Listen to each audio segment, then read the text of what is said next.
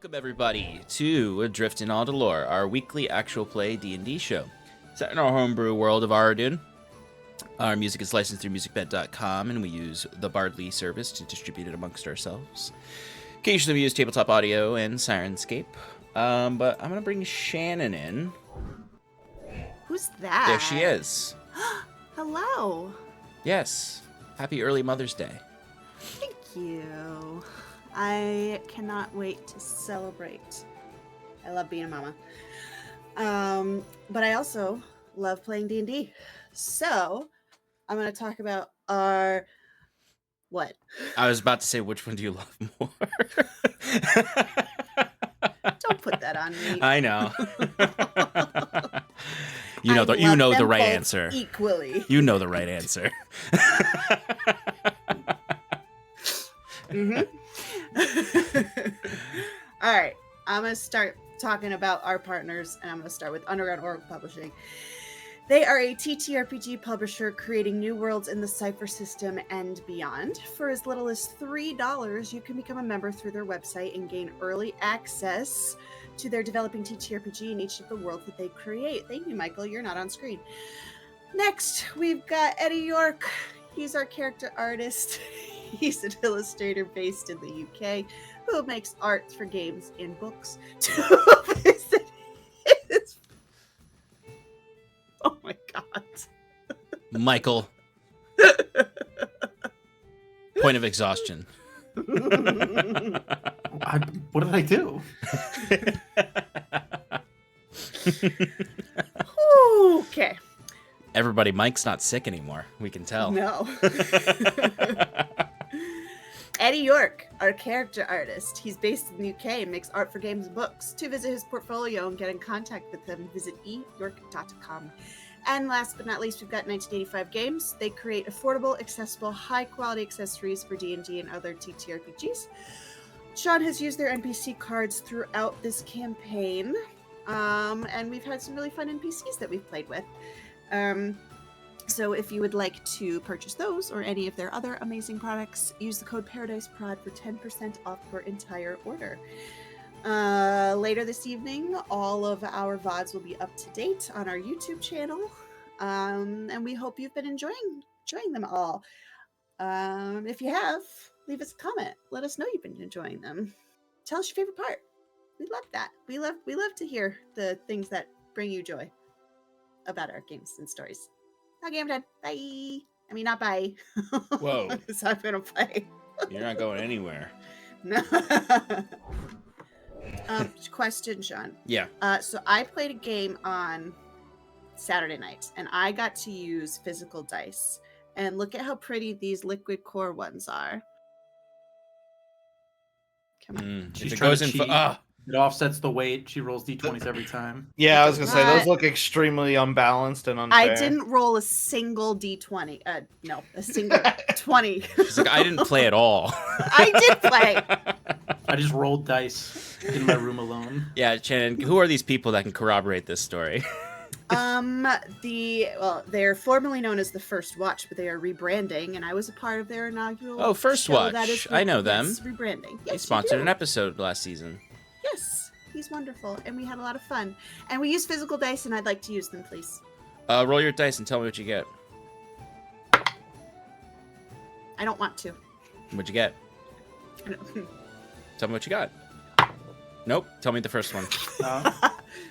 One. And this is why we don't use physical dice. No, she's lying. But it's swirling, and it's so pretty. Shannon, you almost passed the test. Why? What do you mean I almost passed the test? Just telling me what your dice roll was and not resisting it. It was a natural 1. Shannon, last time I let you roll Okay. physical dice, you switched to digital dice pretty quickly. Well, can I do that again? I don't want to roll Shannon, my pretty dice. once you get a nat 20 on the digital dice roller, after that you can use real dice. How about that? Forever? Nope, just this session. Okay. Until I roll a nat 1. Yeah, until you roll a nat Whatever 20 comes or first. Mike rolls a nat 1. Not 1. Great. Love it. That sounds amazing. If Thank Mike you. rolls 2 nat 1s, everyone has to do a mathematical equation to determine the randomness of their dice. No. I like math. So. It's a good thing he has exhaustion, so he could roll more. All 1 right, out of friends. 400. Rolled 2 nat ones in a row. Right? 2 nat ones in a row? I do not know. But I do know that I'm going to summarize Stefan's notes, otherwise known as a recap. Why don't you ever summarize my notes? Because you don't send them to me. They're kind of Schrodinger's Sorry, notes. Michael takes notes. They are Schrodinger's notes. You don't send them to me because then I don't know if you take notes or not. Mm-hmm. Right? The only confirmed notes I have are Clay's and Stefan's. Yes, mine are theoretical. Anyway, last we left off in Adrift in Aldhalor with our friends Iron and Mana.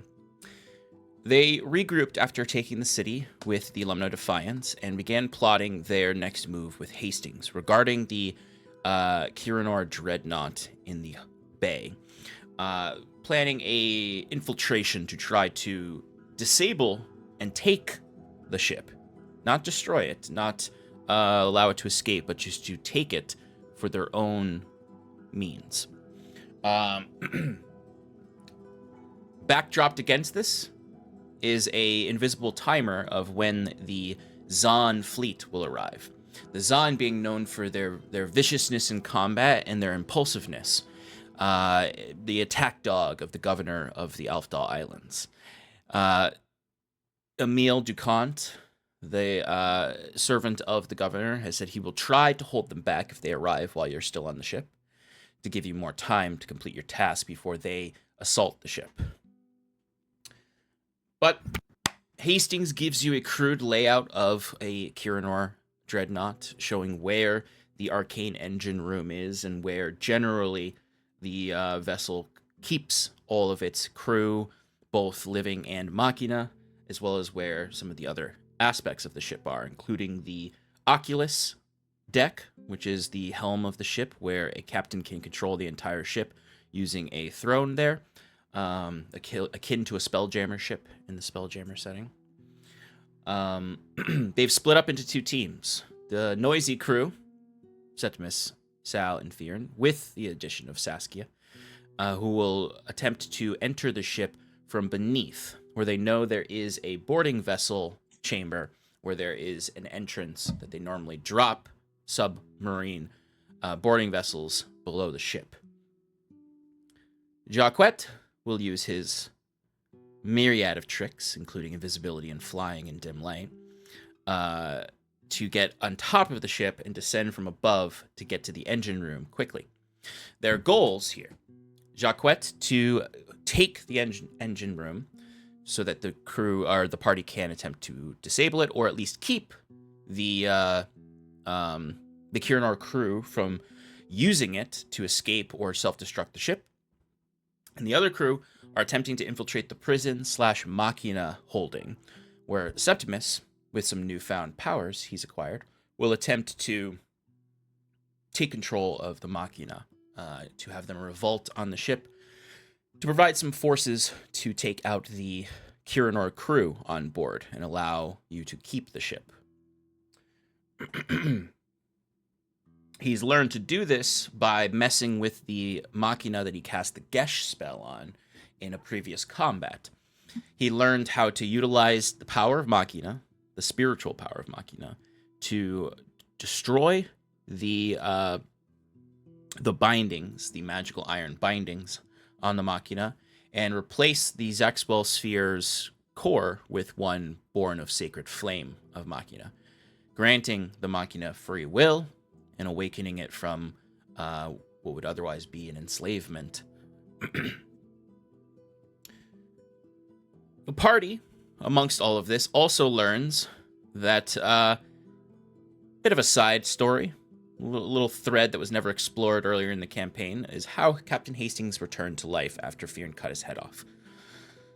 They are able to triangulate that it seems to be Saskia's former and now deceased patron revived him long ago, with some powers unknown to the party, and that he has been alive ever since. He was plagued with the same sort of whispers and antagonism that Saskia was, until one day it all just sort of stopped, correlating pretty well with when Saskia killed her patron.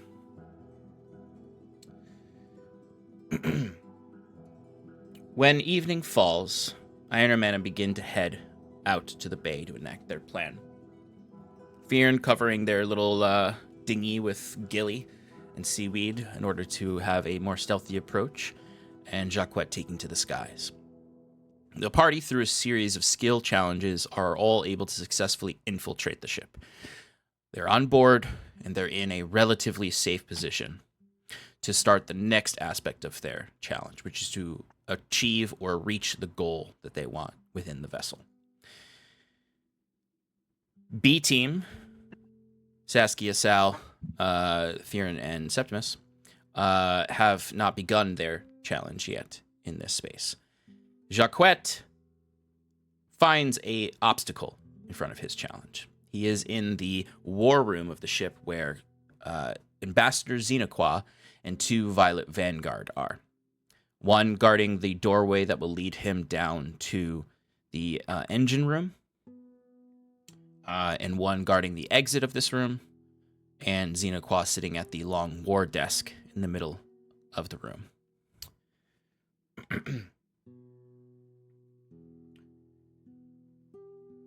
The B team are safely in the vestibule before the prison and Machina area, because Saskia cast a suggestion spell on the guard to not allow anybody down below, and he is standing guard at the top as if that was his normal post.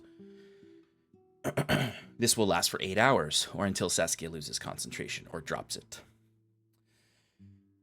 As Jacquette pauses to study the room and figure out his next move, he feels a tingle in his head as Emil casts sending to tell him that the Zahn are close and that the clock starts now for their arrival. So, Iron and Mana, we are in this challenge.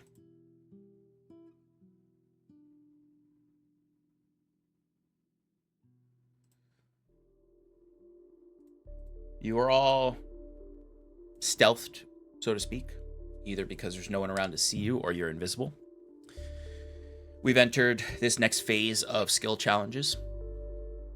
You need to reach your destination and begin whatever task you plan to achieve. We are in a skill challenge, so it's going to be round-based. But unless an external force is involved in the initiative, we're gonna use a fluid initiative here. So instead of it being like, okay, Fyrn, you go, Sass, you go, Septimus, go, unless there's someone else interfering to make it need initiative, it's just gonna go by A team and B team. So it's going to be, okay, this is round 1, Sass, Septimus, Fyrn. This is what's in front of you. What would you collectively like to do as a group? Now, it doesn't mean that now it's out of initiative in terms of you can do whatever you want. You still have to do what could be done in a turn. Using either a skill as an action or a spell you might have or a feature you have to accomplish whatever you need to do. But we don't need to go in the order of Sass, whatever the initiative was last week. Jacquette, same thing for you, except it's just you. Unless there's an external force, we'll stay in that fluid initiative, and we'll just bounce between A team and B team with each round. So, any questions before we jump in? You get to be A team, Yeah, right? why did you decide on this A team, B team? Because that denotes one is better than the other, and so far you've referred to Jacquette as the A team, while the other 3 You literally asked for it last week. Yeah, I called it Alpha Team and Beta Team last week. Anything that you guys are projecting upon that is up to you. My argument is that Jacquette reached the ship first, so he's Alpha Team. Can we make our own team names? You can. Cool. Team Milkman. Boom, seconded. What is it? No. Give it Sorry, out. Oh, did you say 2 to 1. milkmen? No. You say milkmen? 2 to 1, sis. No. Sal gets a vote too, and he better not. He's picking. No, milk. I refuse. I refuse. I refuse. Sorry, the milk people. Sal loves No. milk. So, yeah, that's all. That's actually what Machina run on, is cow's milk specifically. Jesus Christ. Anyway, I hate it here. Team M.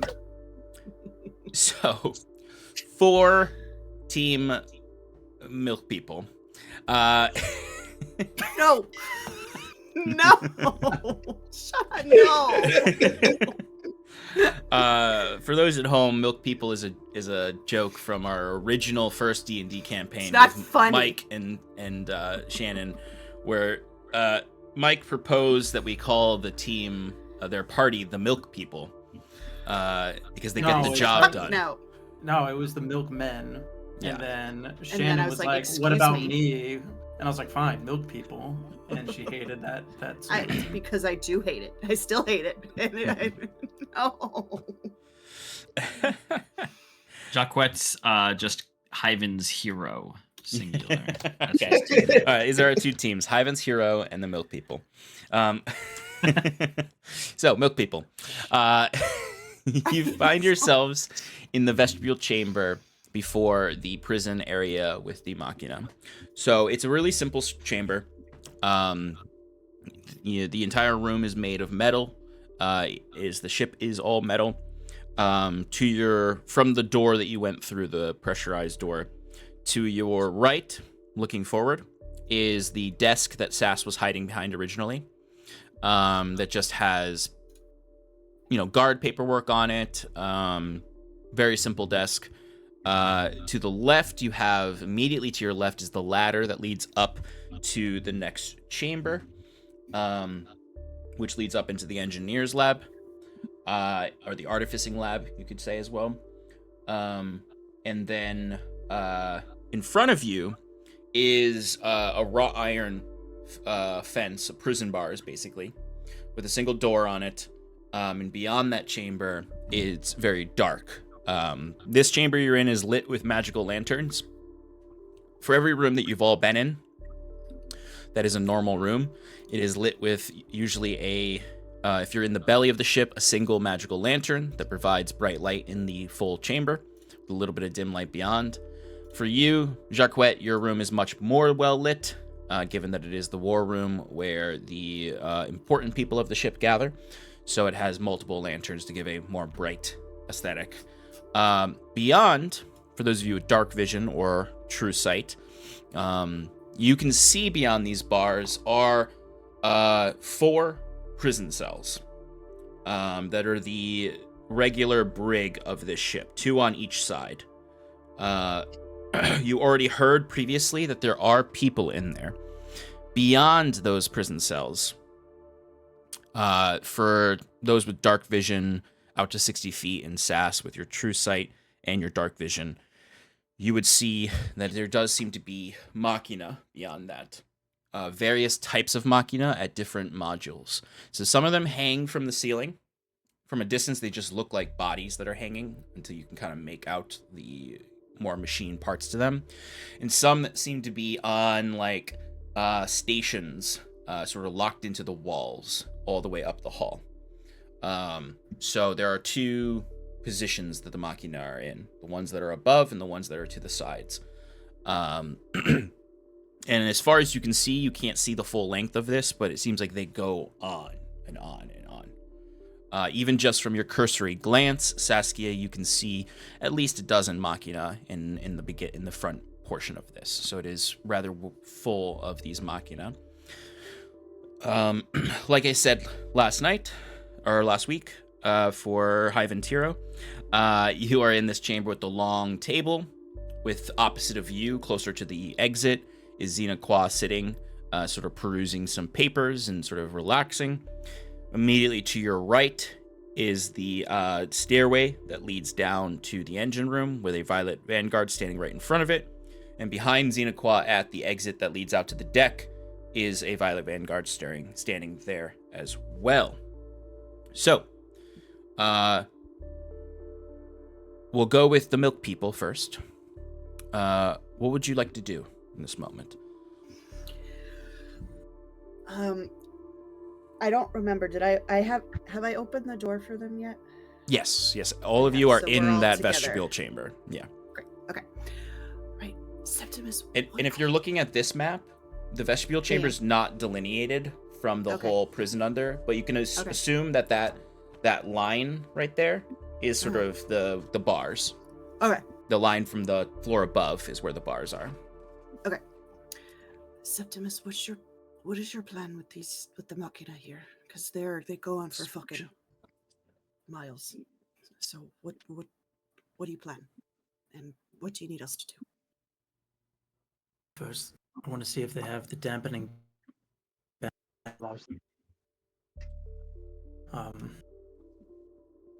And if there's any way I can disable them in case. Stop them from being used.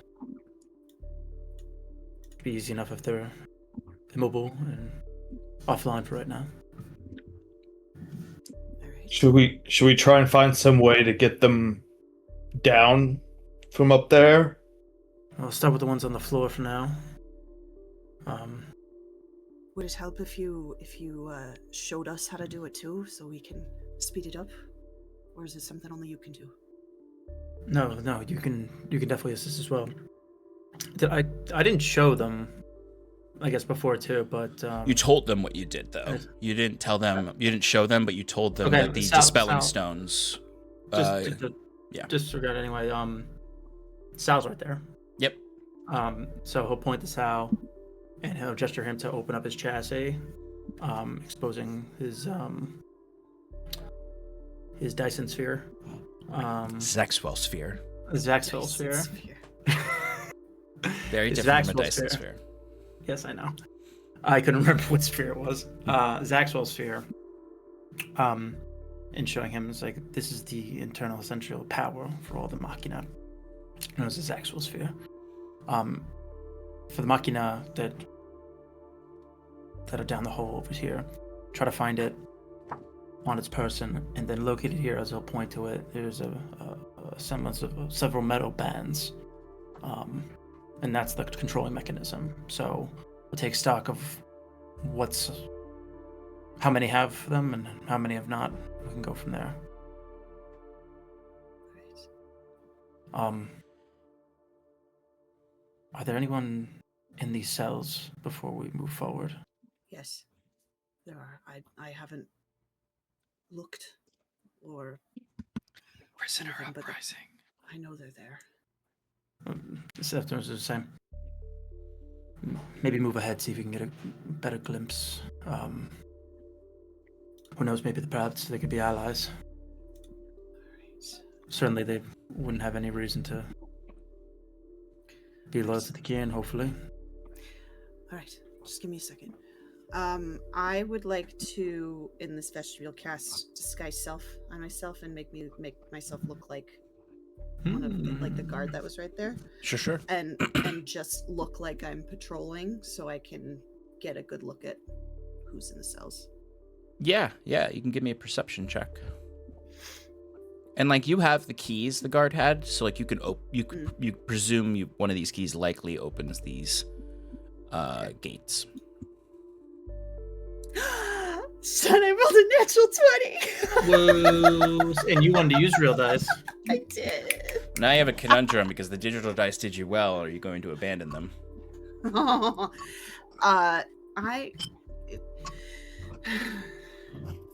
I'll decide on my next roll.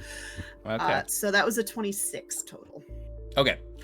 So I'll say with a 26, you carefully open the iron gates and open them up and step in. And you look to these 4 cells, and you can see there are multiple prisoners in here. They don't seem to be like Aldhalor. Like these aren't like people they abducted from the shore. They've not really brought people back and forth from the ship that you've noticed. These are likely either most likely, from looking at them, these are mutineers, people who resisted their orders. You can see that they wear garb, although it is simple and bare. It doesn't look like garb from Aldhalor. There are some elves here, some humans. You see a dragonborn. They all look pretty withered, like they are in very poor conditions. They seem cold, and they're sort of like clumped in the corners of the cells. The conditions are not well. It smells really bad. Once you pass, it's almost as if they had like some veneer of magic on these bars that kept the smell in of the cells. But they, to your knowledge, with the 26, these seem like mutineers. Okay. After I do my, perform as doing a patrol, I will turn back to them to go back to Septimus and Fyrn and Sal, and I'll drop the disguise. Right, so these people look like they tried to take over the ship. They look like mutineers. So we have a choice here. We can... Well, I don't know how well this will work because they look fucking awful. They're not well taken care of, and I don't know what their strength is like. But we could see if we can get them to sympathize with us and maybe help us out if we let them go. Or we keep up the ruse and we just keep walking and do our thing. Do we need to pass by the cells to continue with the machina? Okay. Yes. So then they would see us. How many of them were there? How many of them were there? I would say, Shannon, from your best guess, just sort of a quick glance, there were about 12 of them. About 12. I pity these people, but if this is supposed to be a stealth mission, right?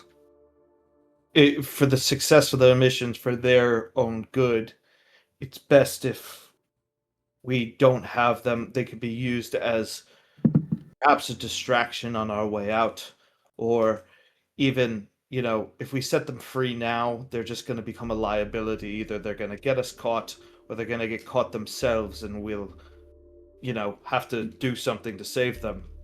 I think the safest place for them right now would be where they are, unfortunately. Okay. We can focus on the machina. What were you going to say? So, for the purposes of this skill challenge, Saskia, you have done your action for this turn.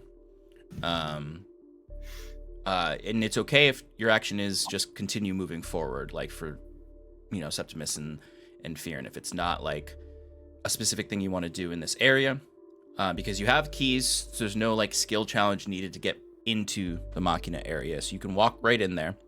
You do have to walk past all of these prisoners. You're not sure what they'll react. For you, Sass, while you were disguised, any of them that were like cognizant and looking just recoiled when they saw you, thinking you're the guard that's already been there, kind of averting their gaze. There does seem to be like the light from the lantern in here doesn't really move that far into that chamber. Like realistically, if this was a torch, it would light up some of that chamber, but it almost looks like they're kept in a darkness that's somewhat magical, at least within that those 4 cells. So it's like sort of perpetually dim light in that space. For Fyrn and Septimus, is there anything in particular you want to do, or do you just want to simply move into the Machina chamber? Before going in there, Fyrn would just quickly say to Septimus, however, it might be helpful to us if we can maybe acquire some information from these people. They might know something about the ship that we don't. Something that might help us. What do you think? No. The knowledge could definitely be prudent for this endeavor. Trying to think the best way. Perhaps we interrogate the elf.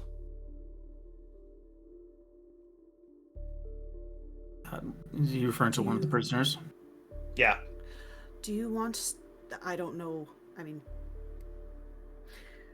Do you want me to pretend to be a guard and put you in cells with them so you can talk to them? And if not, then I could just move you forward. That was going to actually be... I was thinking of something like that. Fyrn, how do you think you can, I guess, pretend to be a captive, and try to learn some information from them? Because it's not well lit, you said, right? No. We have Sal. They've always seen machinas. They're not going to know... They shouldn't know too much of a difference between the machinas that are in there and Sal. He has me on his shoulder, like as I'm passed out, and he's escorting you. Sas, disguised as the god, throws you in the cell while we both continue onto the machina chamber. They might not think anything of it, aside from the machina and the guard heading in there with another, I guess, person of interest, but who knows. But you get in the cells while we do our routine check on all the machina to see what how many are controlled or how many are potentially neutral. You talk to the captives that are already in there to hopefully get some information. I could try, but are you going to be all right without me? What if the guards come?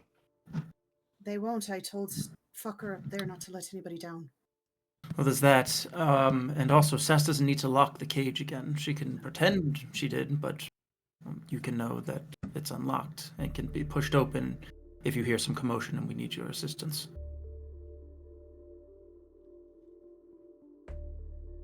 Can you do some magic to make me look like I'm a prisoner, or? I could hit you. I don't want to, but I could. Do you have any handcuffs or anything like that? As you're talking amongst yourselves, you start to hear some of the prisoners shifting inside, standing up, maybe hearing some noise and curious about it. What do you do? You're running out of time. It's too late. Let's just yeah. Let's give this thing a try. I say pretend to be knocked out. Sal, hoist me and Fyrn on your shoulders. Disguise self. Sal lifts you onto his shoulder, Septimus, and then struggles a little bit to get both you and Fyrn on, and is like definitely like moving much slower than he normally does. So I guess as So part of not going- this, how I would think to help with a roll or something, because obviously I'm gonna try to do something, be a performance check maybe. Yeah, for you two, you can do, unless you have something like unique that you want to ask for, like performance to pretend like you're unconscious would be the thing that makes the most sense to me. You could also argue for stealth maybe to be just as quiet as possible. I wouldn't want that, but on the end I do have advantage, so I don't know. What do you think, Fyrn? Do you have anything? You probably don't have anything to performance or. Performance is Deception, fine. right? I mean, none of these. Deception, things are good yeah, for deception me, could be another one. Anything for me? Yeah, I'm fine taking. I'd probably do a performance. That seems to be the most accurate thing. Or do you want me to take it in case you need to make a persuasion roll on talking to these people? It's probably will be necessary for you. Yeah, remember, once you've used a skill during this phase of your Oh, I skill guess, yeah, challenge, okay, you can can't use- That's right. Yeah, so like Right. Sass is unable to use perception now until you enter the next phase of the skill challenge. So like if you use performance, you can't use performance later, or stealth you can't use later. Let me do a.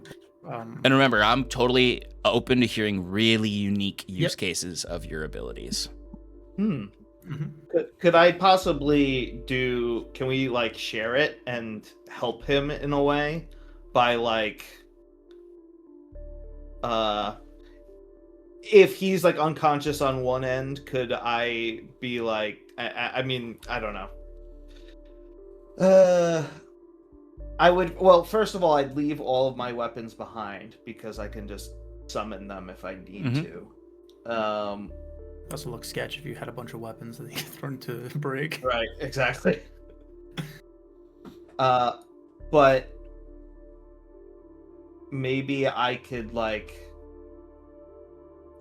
I'm gonna be like obstinate where I'm unconscious for like the first couple seconds, but as soon as I like get thrown in a cage, I'm gonna like wake up and I'm gonna put on like a good act. Yeah. And I'm gonna like be smashing on the things. Like I'm gonna get all of the don't be too loud. prisoners' attention. Don't be too loud. Don't be too loud because the actual guards will hear you. And I'm leaving the door unlocked, so not too hard. Yeah, if you wanted to do that, do like, say like an intimidation check instead, which I would allow you to use strength for your intimidation check in that case. Okay. That might work. And like, remember, if you roll low on these, there's a chance for complications. I'm okay with the intimidation there. Okay. So Sass, you're just using standard object interaction and then movement to move them through here. You can't contribute with your skills. Septimus, which skill are you using?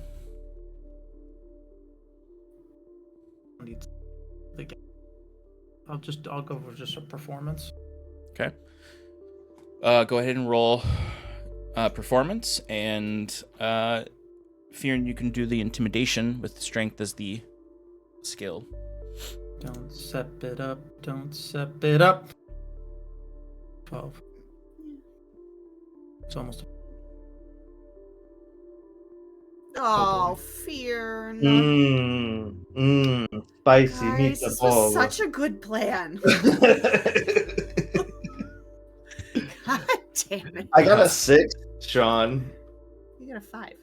Actually, no, because it's I rolled a natural 1. Oh, you're using you're using your strength. Sorry. But I have proficiency and I'm using my strength.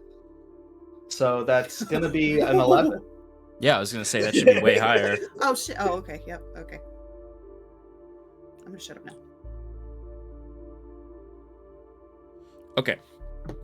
So, as you walk in, Sal is carrying the two of you. Sass, you just go in and unlock one of the prison cells. There are 4 of them. Did you want to do one that specifically had like elves in it? I want to do one where I noticed they looked the most with it. With it? So, Okay. yeah, whoever looked the most like. Okay, so then Awake. then that would be the back left cell. From like where I'm going in. Yeah, if you're going in, there's 2 on each side of you. It's the one on, yeah. Great. And I'll just for flavor, because I'm not adding anything to this right now, but throw that one in there. You open the door. Walking. You open the door, and Sal drops Fyrn in there. Fyrn, with his intimidation roll, attempts to act as if he just woke up from being dropped in there, and rushes to the bars. Fyrn, what do you say? I think he just grabs the bars and just shakes them really hard, like he's trying to like pull them open, but he's really just like even though they're open, he's like shaking them to like keep them in place. I love and he's like, "Bastards, let me out of here!" And then Septimus is just trying to not to be dead. So, the results of this, because it's kind of middling on success. The prisoners in the cell sort of immediately either wake up if they weren't awake, or stand up to attention a new prisoner being thrown in. And they sort of fearfully watch you, Sass, but then look to Fyrn and his sort of like anger. And then all you notice, Sass, and maybe Septimus with your passive perception, is that a group of them in the back start whispering to each other.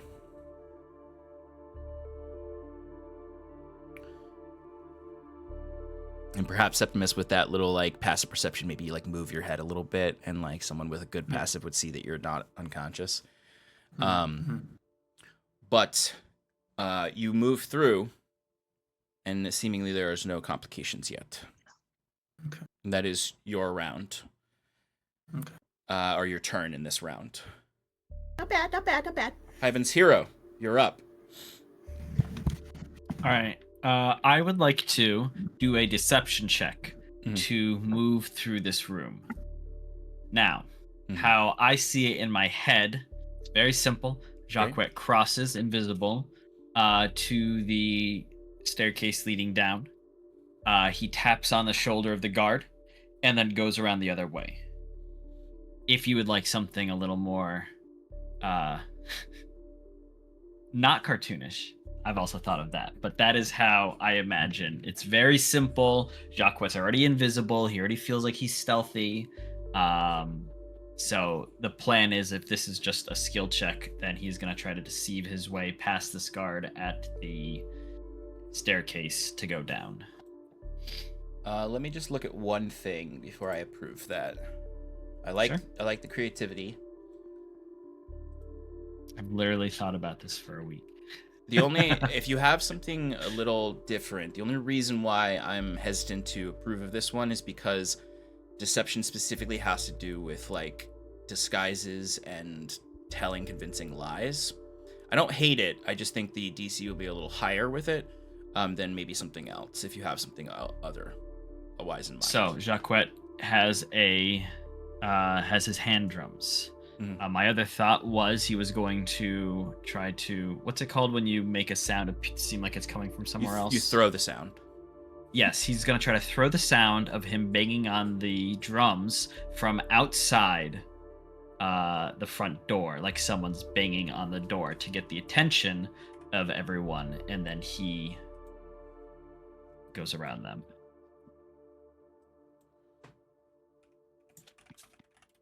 And would you want to use deception for that as well, or a different skill? Yes. I would assume, because the idea is that he's deceiving them, that someone is outside banging on the door.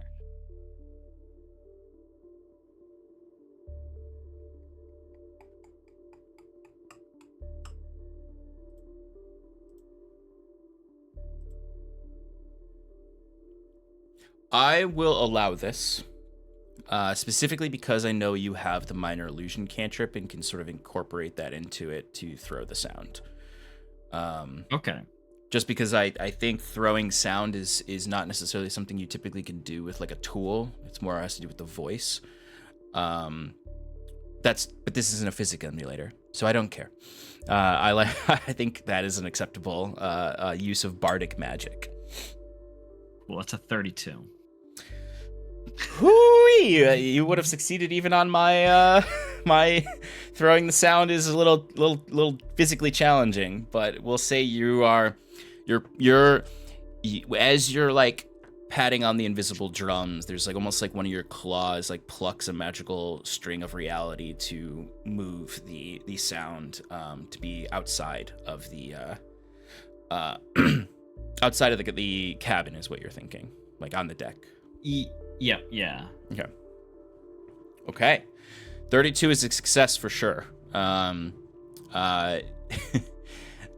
So you rat-a-tat-tat on your little drum, pluck the magical realities to throw it to be just outside. You see all three people in the room sort of turn their heads at the sound of this. Xenaqua sort of like waving his hand in the air says, "Go and check what's going on the deck. Don't let the crew feel they can loosen their discipline. It's the critical hour. We're leaving soon. And the 2 guards step away. But it's more so like the guard that you're trying to get to go outside replaces the other guard, and the other guard goes outside. Still accomplishes what you want, but they don't both leave the room. Right. And as this happens, you would see the guard who steps outside, in an abundance of caution, does seem to activate their visor, but obviously they're no longer in the space with you. You look to this door, and well, I should amend that statement. It's more like a cabinet, like a vestibule, and there is the sort of ladder leading down into the next chamber. It's kind of like a submarine would have. So you can climb down in the same turn. Perfect.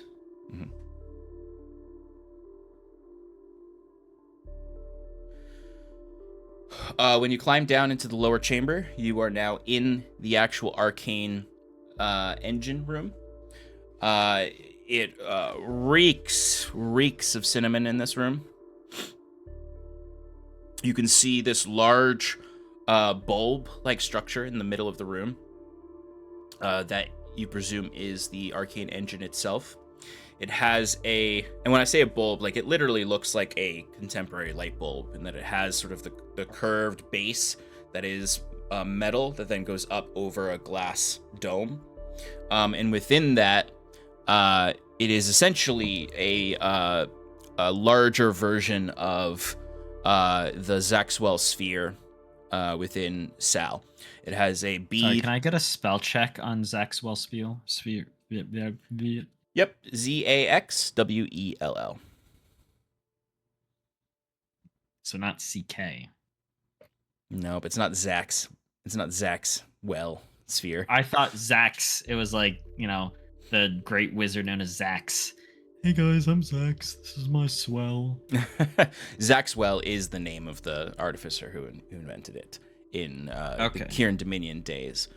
These days, they just call it a arcane engine or arcane core. But you can see this. You can see that it does look as though, from your rudimentary understanding of artificing, traveling with Septimus and Bruce, nothing about it looks damaged right now. Almost like they have successfully repaired it, and perhaps they are in the, like Xenoquas said, the final moments of deciding what to do next. There are 4 Halcyonic elves in here, who wear these silver robes over what appear to be rather plain suits underneath, with waistcoats, high collars, very formal looking, like this is a formal uniform, and they are at various places in the room monitoring this engine. Now you can see that there is 4 modules sort of at each cardinal direction of this, with stations on them that have artifice technology on it, a somewhat of a mixture of like esoteric arcana and artificing.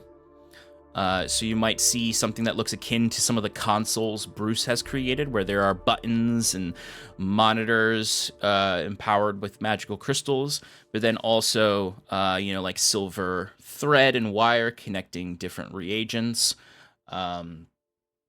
that all seem to be related to teleportation magic or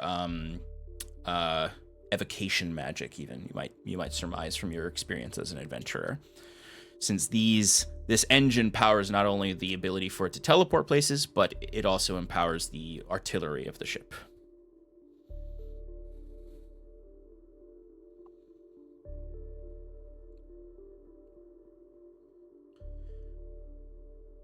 But one of these elves is actually at the base of the core, seeming to be tinkering with a panel.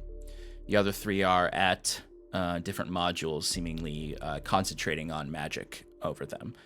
Like maybe they are in the final stages of preparing whatever they want to do next with it. But while you ponder that situation, we'll move to the milk people. The B team. The milk bee team. It's worse. Make everyone unhappy. The dice timer has gone down by 1 round, just for your information. For the Zon.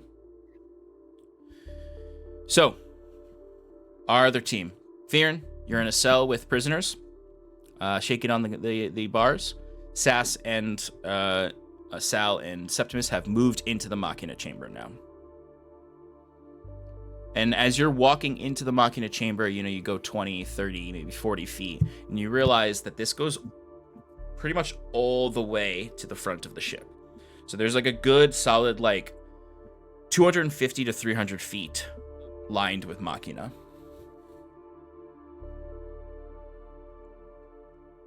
What would you like to do? Or my Machina. I guess I'll go first. Yeah. Fyrn will just turn around and look inside of the cell. Is he sharing it with anyone? Yes, there are 4 individuals in here. There's one person in the left corner who seems to be sort of holding threadbare rags blanket on top of them. They look like they maybe have been here in the longest. They're a human individual. They've got shaggy beard growing that wasn't probably there originally. Their hair's a little greasy. They've got a healing swollen eye. And they seem to be the least cognizant in here. And then over to the right side, in that corner where I said they were whispering amongst each other, you see a halcyonic elf. The freakishly tall, long-limbed elves. You see a more human-like elf, possibly a half-elf or a Gwyn elf transplant. And then you see a dragonborn with black scales. The 3 of them look like they've been here not as long, but they all look like they've been roughed up, and they are also in sort of threadbare prisoner's clothes. I'm just going to look at the 3 of them and say, oh, shit. Who are you people? You see the Dragonborn actually steps up and seems to almost speak for the other 2. He says, we would ask the same question of you. You look familiar. Were you taken from the shore? Yeah, I'm an adventurer. They captured me and we were fighting the people on the shore, and some of my friends were battling, and they got the upper hand and brought me back here, apparently. Some guy, this Violet soldiers. Vanguard. Oh, yeah. They said that they wanted to interrogate me personally. Well, there's no escaping a Kiranor prison unless you're extremely lucky. And he kind of looks to the other 2, and he looks and goes, and I think today we got extremely lucky. What's your name? Fyrn. White Eye? He nods. Perhaps even luckier then. These foolish guards, they must be getting tired of the invasion. We knew it would happen. Can't force people to slaughter the innocent. But this foolish guard, distracted by the Machina, looks to have left the door unlocked. Fyrn looks at the door and goes, "Well, no shit." And he kicks it and it like flies open. Shh, quiet. They're still down there. And the Drymore goes over and just like slowly pulls it closed again. But So what? You guys have a plan or something? How long have you been in here? Week, I think. It's hard to tell time in the dark. But I do know this ship, and I know that there is the boarding vessel bay just beyond the gates. If you know how to swim, Fyrn White Eye, we can escape.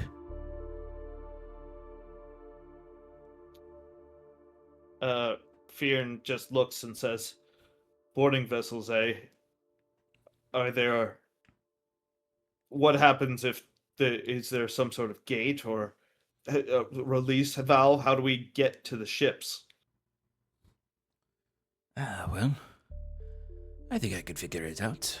I know that there is a ethereal wall separating the waters from the ship, but as long as we can get one... Well, of course, we could just swim. But if you're smart, if we can get one of the boarding vessels, we can get away quicker. No.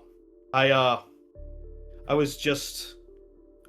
before they knocked me out, I was on the shore. It was... The waves were choppy, and I think this vessel is the only one in the port. If we were out in the open ocean, there's no way we can make it to shore. We would need a ship. Well, we can try. All I know is there's certain death in these cells. If this is going to work, we're going to need a fight. There's no way we can do this stealthily. Fighting. Oh, stealth, safer. Maybe they bring us back to Syrinscape and we'll be one of the public executions. Traitors. Rogue adventurer. No, stealth, safer. Quicker. Maybe we have to fight that guard in there, but he's stupid enough to leave the door unlocked. He should be able to take him. Who are you? How do I know I can trust you? Who am I? Who are you? We are in a cell together. I told you my name. My name is Elwa. I'm technician here. Low-ranking artificer. But refuse to participate in the killing of the innocent people of Hyven. For that virtue I am here and set for execution upon the return. So I'll do anything to get out of here. We have to fight, great. Rather die in this ship than for display for the Empire. But if I can get out alive, much better. Much better. Now I am low on the ranks, but I think I could figure out those boarding vessels. Fyrn's gonna basically lean down and get to Elwa's level and kind of just whisper to him. Mm-hmm. Do you know anything about those machina that are on the ship? What they're here for? What we can do? Maybe we can use them as a distraction, or perhaps stop them. If that invading force attacks the city, we're screwed. I'm gonna cut to the rest of the milk team. Yeah. But when you come back, basically, I think the skill here is trying to persuade this individual to listen to you, to follow whatever plan you want to do, as opposed to just saying, screw this, we're just sneaking off the ship. Sass, Sal, and Septimus, you are in the hangar bay, essentially, of Machina. It's, of course, there's a tension in the air, especially maybe Septimus, for all of your killing off of your humanity, that fragment of fear is still there of the open sea, and you can hear the sort of just sort of the natural sounds of the metal hull of the ship, and then the occasional just sort of like just like jamming of the machina from their slings. Sass, for you, the tension might come from the fact that you are surrounded by dozens and dozens and dozens and dozens of hostile machina. And whenever they sort of, it's sort of like, because you're expecting one just to like drop down and just look at you and go, intruder. It's like this terrifying thing of sneaking through an area where rationally there's no danger necessarily, but there are humanoid figures all around you. And you've been in so many situations where humanoid figures have just like woken up. So many. So, what do the two of you want to do? Okay, jumping off of Sal and looking around, is there, aside from the machina, is there like a work area, a table, a console, control panel, anything aside from that would stand out as to where information is kept or something is worked on? Yes, so I would ask for an investigation or perception just to find like what would be a productive space that might have this like access or instructions or a workstation. I will do investigation. Oh boy. That was a 7. Okay. So, Cool. Saskia, Mm-hmm. is there anything you want to do? That will be a failure, Mike. Yeah. Let's see. So Septimus showed us via cell how to locate the sphere within the machina. Mhm. Now, Septimus, did you just show us like how to identify it, or did you tell us or show us how to deactivate it as well? I just explained how you would identify if Okay. something would have a control mechanism on it. Got it. All right. Well, then I think what I will do is a sleight of hand roll, and I want to start identifying ones that have those control things on them, unless it would be common knowledge that they all have it. Well, it wouldn't be common knowledge necessarily that they all have it. It would be obvious, I guess. But obvious it could be you could assume that, assume. based on the fact Right. that they are mechanisms of control. Quick aside, Michael, you have 2 of your cantrip slots using with the same cantrip. You have mending twice. I do. I would recommend Yep. changing one of them to guidance. It's like Don't he even say knew. it. Because Lord He knows knew. if there's anyone who needs D4s added to their rolls, it's you. It is you. Okay. Yeah. Thanks. You're so kind. I know how to Okay, play so those. I take. Hold on. To pause that. Septimus, do you want me to start opening these things? What do you want me to do? I guess after getting lightheaded and not being able to see anything around him, be like, yeah, start on that side, and I'll go on this side. All right. So then, in that case, I will continue with the sleight of hand roll to start opening up the chassis of the machina. Yeah, and we'll say like it probably is that Septimus. Like you are stressed by the time limits going on. You're looking around. It's not that you're an idiot and you're like walking right past the modules. It's more so that you are still somehow, as a Warforged, still the only member of the party without dark vision. and you're just having trouble locating and identifying like the Kieran system. It's not that you're not looking for it and you're just being an idiot. You are just, it's just, there's a 400, like there's a 300 foot hallway that you're looking for these modules in. I get it. Sass, you were doing sleight of hand to just start looking at in the Machina's chassis. Yeah, and I don't know like how long. I guess it'll depend on the roll, but like I'm gonna tell you, there's no worlds where you're checking all of them. I guess I'm starting to open them for Septimus to get in there and do his thing.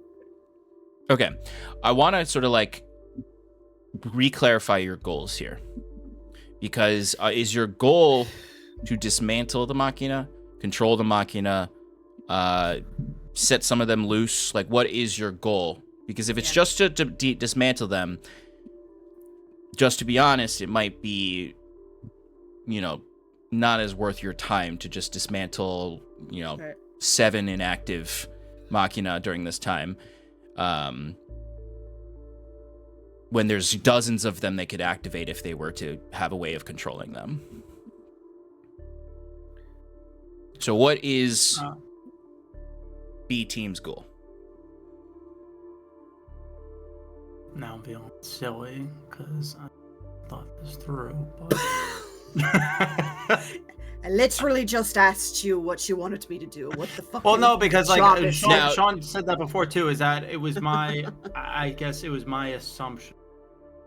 Potentially, I don't know. Not all the Machina in this would be banded. That this was like a maintenance hall where maybe some like were stored here and didn't have a full like control mechanism on it.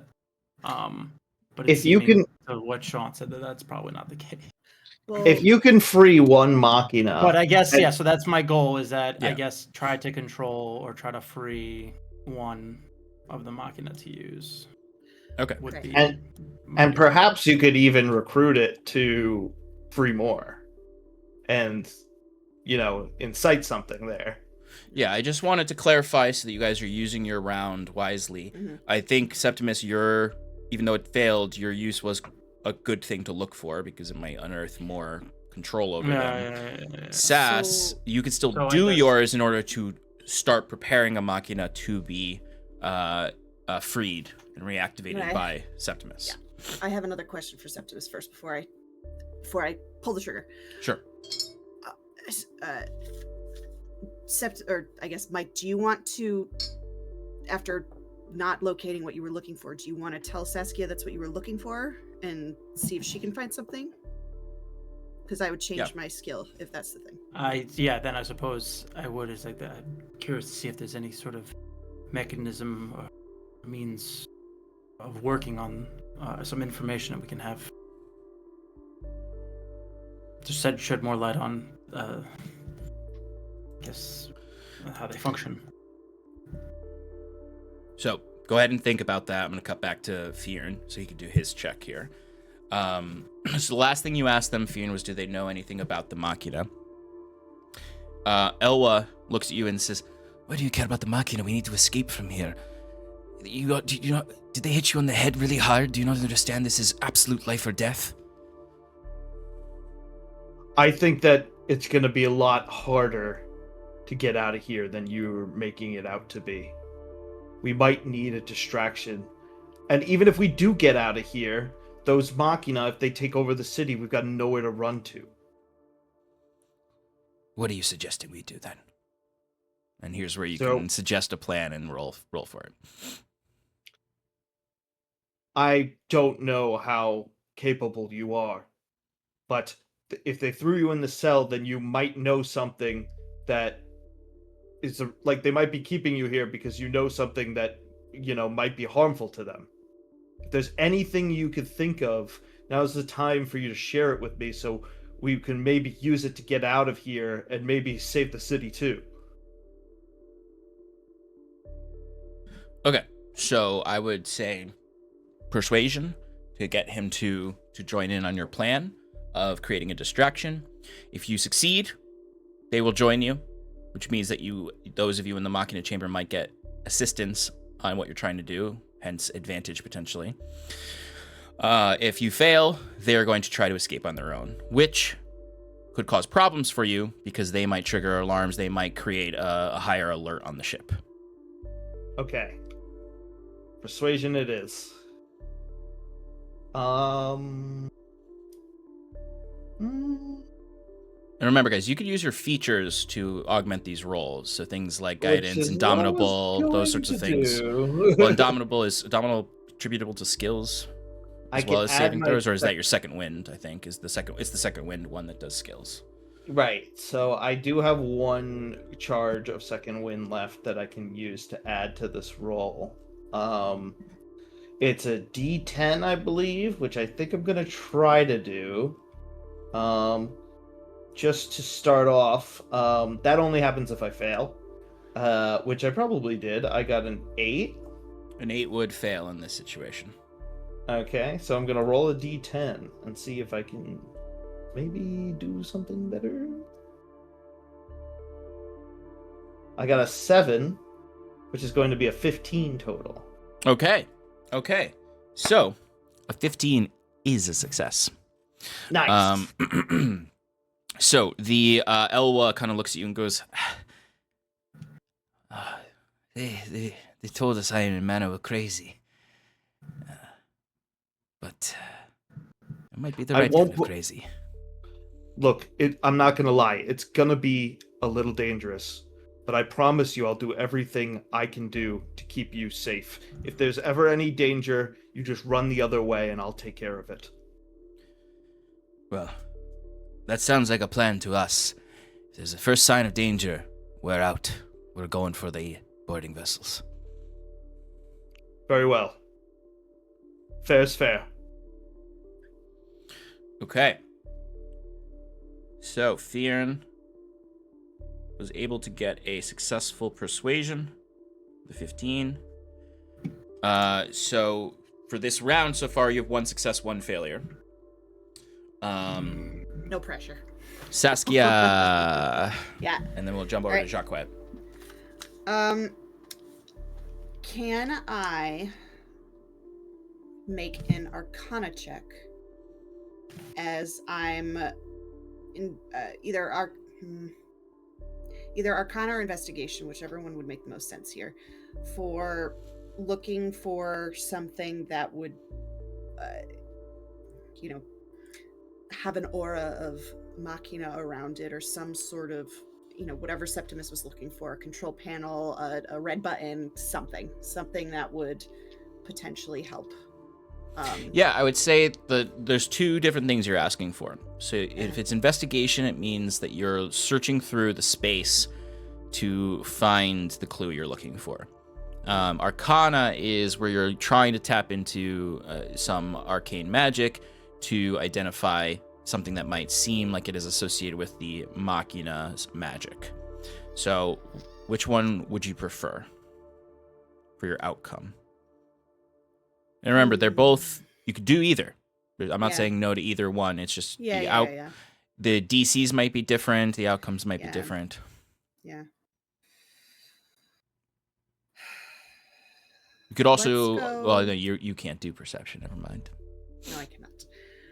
So there's probably another chance for investigation later. So let's do Arcana and see if I can tap into the Machina. Okay.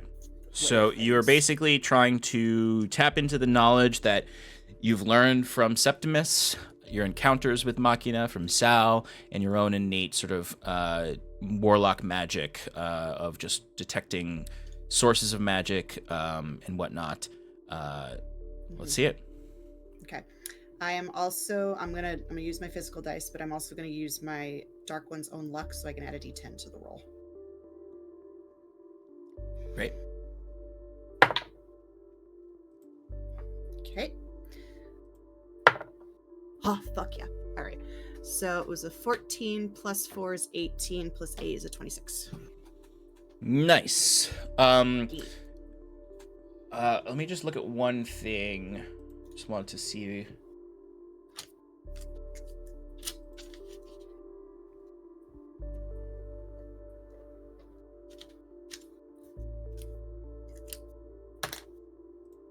Do-do-do.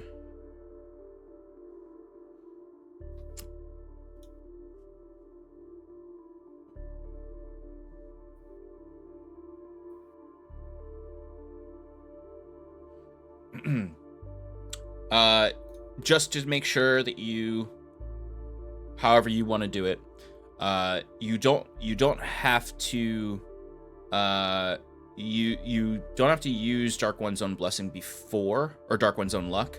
You can roll, see what your roll is, and then decide to use Dark One's Own Blessing. So just in case you wanted to stick with the 18. It's okay. I have 4 more uses, and I really want a success. So Okay. just in case 18 I just wanted to wasn't make good sure, enough. because I want I resource appreciate management. Yes. Not saying you would have gotten it with the 18. Yes. But I'm it is a ensuring success, of course. Correct. What was the total again? 26. That's what I thought. Okay. Okay, so Sass, and remind me, you used Arcana or Investigation? Arcana. Arcana, okay. So you're looking around desperately. Maybe even like as Septimus is like frantically moving about, you go with him. And it's not as much of like you like saying like, I have identified the Machina console. And more like, I'm feeling arcane powers. I'm feeling this. Septimus, does this sound like something that would be correct? And Septimus is like, yes. But what happens is you're moving through this space. And it's dark, but for you it's that like black and white sort of like night vision, you know, where you're able to see things, but it's not as clear as it would be, except for within that 30 feet of true sight where you can. Right. I always imagine true sight is like this like weird like kaleidoscopic vision that's like tapping into light waves. That's just like looks like you're used to it because you have true sight, but like would make like a human be like, what's going on? But also sort of like that like magical nature of your true sight. There's just like this feeling drawing you. It's not a familiar feeling. It's not like Ro is sitting on top of the console being like, is this what you're looking for? But more so like this innate openness, this thing that you've done to your soul, Saskia, in the last 5 years. You've ripped holes in your soul to allow unworldly things into your Alma. This tethering, spatial, planar that you've done to other entities has made you open to flows of magic. And you hear this little whisper faintly. Maybe there's a little bit of static around it. The sounds of harsh metal against harsh metal. It's a little twangy in the ear, digital almost in a way. It's just sort of this voice in your head just says, over here, over here. Septimus. I hear it. I hear it. It's over there. Point it out. And the two of you walk over, and Septimus, you find a station that, and you guys, I imagine, were like as quietly as you could, like running up and down this space looking for this, because it is a vast array. But at a certain point, Sass, you point in a direction. Septimus, with your own mechanical knowledge and your forge knowledge, can start to see the patterns in the dim light of these lines of piping and wiring that all seem to converge to this one space. It's about halfway through that you find, similar to the description Hastings gave of the throne above, a seat in the middle of this machina space that all of these wirings converge upon. Oh my. Marked with these arcane sigils across it. That seems, it's not like just like a nice comfortable stone throne or something. It has like divots in the arms for like your hands to rest in. It has divots in the back for your back to rest in, and your head into the back of it, as if a humanoid would fit neatly into it. Some like Pacific Rim style. Kinda. Do I get any like whispers myself now that I recognize it, or I found it, I see it. Yes. Upon this success from Saskia, and you coming upon this mechanized throne sorts, Well done, Saskia. you feel so your house is very warm. Let's say this is how I'm going to describe this feeling. It's really warm in your house. Maybe you had your fireplace going and it's really heated up the space, and you open a window and there's that feeling of your heat being pulled outside, almost the reverse of a breeze coming in. Something is pulling the heat of your body. You almost feel a cold draft pulling you towards the chair,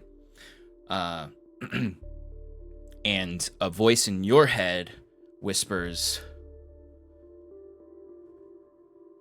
"So many wisps bound in iron. So many. Unless you break the chain."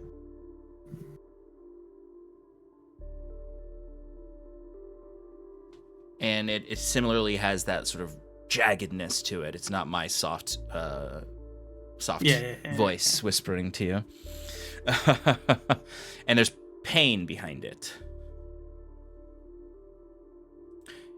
And as you look at it and see it, the same voice says one final thing before we turn over to Jacquette's turn.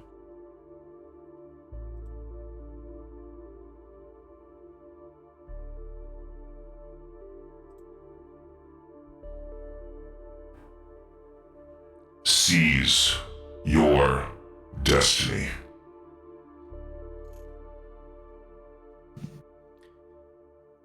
And that one, that one really reverberates in your skull. That one's not a whisper. Yeah. Jacquette. Yes, Papa. You got these 4 artificers. You're in the engine room. What would you like to do?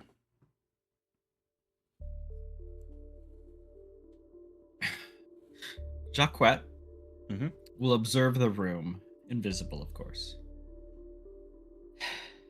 And he would like to use Arcana to better understand the room.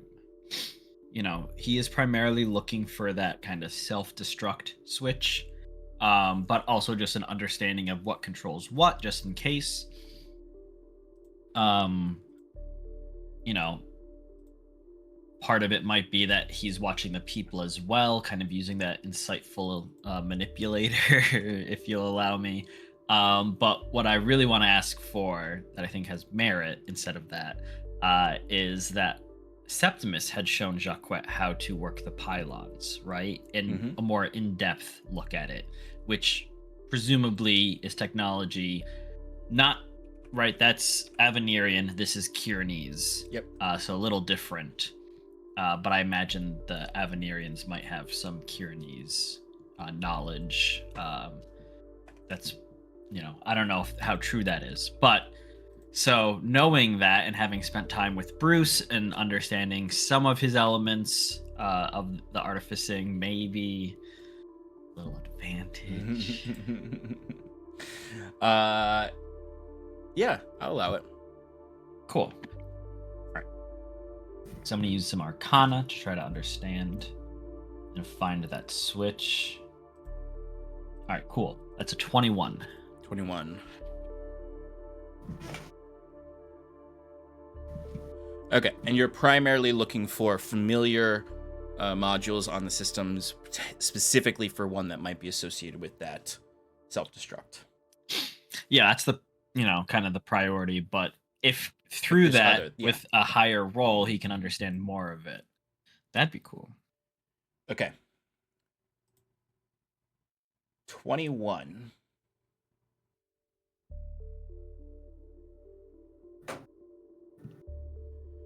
So, baseline, just the baseline thing that you definitely get with the 21 with the success of this, to understand it better. is that there is similarities between the pylon module systems and these. It seems as though, as much as the governor might have been bewitched by Avenir into thinking they were a competitor to Kirinor, a lot of their technology is Kirinor based. Whether or not that's because of this allyship or black markets purchasing things off of the Zon before there was the treaty between the two nations when they were still raiding Kirinor ships, that's up for debate, but this is certainly related. So in that sense, with the knowledge of using the pylons, basically what that gives you, Jacquet, is that you are allowed to make checks to try to manipulate this, as opposed to, say, if like Fyrn tried to, and like it doesn't have any of that knowledge of those things. Fyrn would have to do more checks to just understand this, like what the different modules might do. You could look at this based on sort of the reagents that are maybe used here, and the what languages do you speak? I speak Common, Celestial, Draconic, Elvish, Goblin, and Thieves' Cant. Yeah. That, on top of your Elvish knowledge, would give you some better ability to interact with these. It seems as though, from this 21, that all of the modules, any writing on them, is either arcane runes or purely in Elvish. You do not get to be an artificer on a halcyonic vessel without knowing the Elvish language. Nothing is in common on these modules. Now, the thing that stands out to you that I'll say is the extra thing you get, but maybe you don't fully understand yet, is that there are, at the stations, you know, say you have one station and there's different levers on it, different buttons and whatnot. They all seem to, though, be wired to specific reagents. Like, this part of the module is wired to this reagent, so it does that thing. And so on. And from looking at the ones that you can see from your position, they seem to all be the same. Which indicates to you either that they could be individually operated, or it might need multiple magic users to operate each one. Whether or not you need all four of them to do the task you're not sure. Could be one, could be two, could be three, could be four. One that stands out as maybe not necessarily sorry, I just want to look something up real quick. Okay.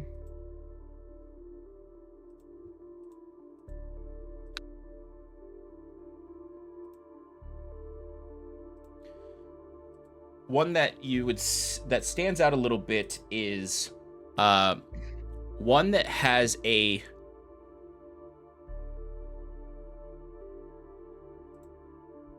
nine-pointed star that it's attached to, made of what looks like iron.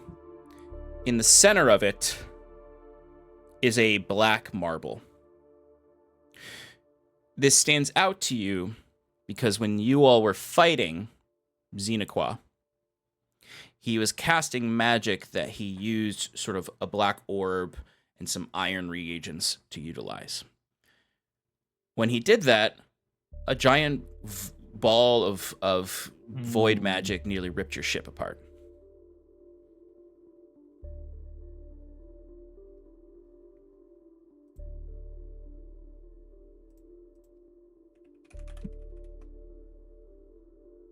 I see.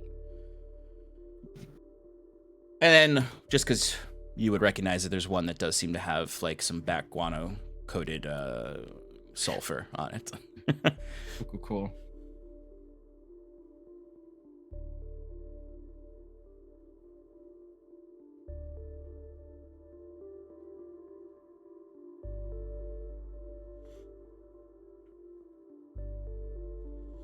Okay, so A team and B team for this round, It is a successful round. You have moved forward towards your goal to get to whatever you want to accomplish. We'll say that the Saskia's roll was a recovery roll for Septimus's failure, so that the round progressed to the next stage if you're what you want to achieve. Timer goes down by one more round. It's at 4 now. We're going to come back to the B team. So, you found this mechanized throne, or this seat of control, potentially, or influence, maybe. Fyrn has freed one of the low-ranking artificers, and can join you if he wants. B team, what would you like to do? Septimus sees this chair, and like that feeling where it's going towards it. He starts to like move towards it as well, but kind of like not like something like not wanting to get too eager for. Could I do like a check to like see if I guess it's something I could handle, I suppose? Or like I'm making like an Arcana check to like, or if I need to check at all, like, could I surmise? Or I guess that's my question. Is that can I get an Arcana check to try to understand? Yes. Exactly. Because I mean, I can guess that this is like the control center for it, and you can activate it. But if this is something that I can use my own power to influence into, I guess. Yes, you could definitely do an Arcana check for that.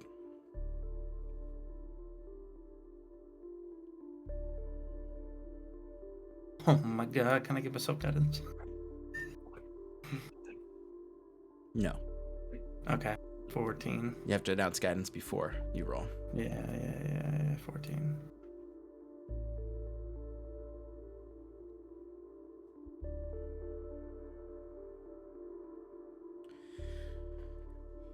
But 14 is not a success. But the information you discern is that you feel very nervous about this. Regardless of whether or not you can handle it, the thing that clings to your mind is, what if I can't handle it?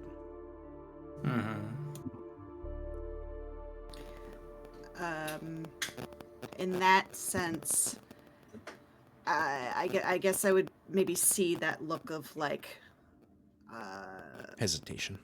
Yes, thank you. Or doubt, hesitation and doubt, like cross Septimus's face. Septimus, when you sit in that seat, I have no doubt that you can handle whatever it's going to be. What is it that you want us to do? And I need you to be very, very clear. Do you want us to protect you? Do you want us to clear the way? If I can understand, or if I understand that I can have full reign of all the machina in this room, then it would be up to you and the team to keep me protected. This becomes the new hub, for me at least. All right. Well, that makes sense. And when you are successful at assuming control of all these machina, what are you going to command them to do?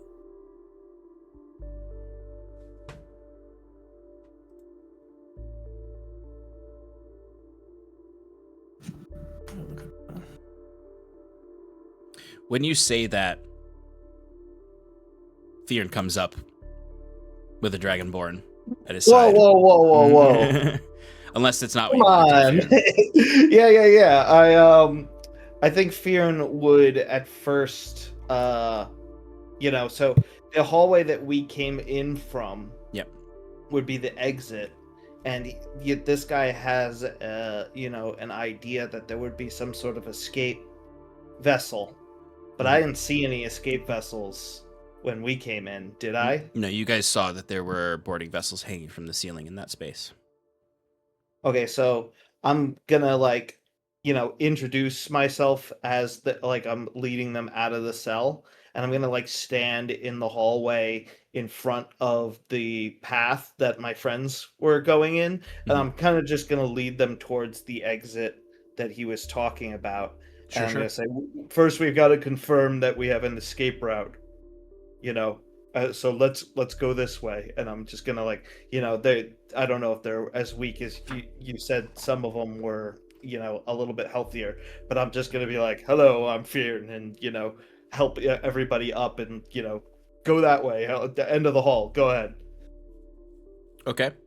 So in this round, you're trying I'm stalling to for time right now. Yeah.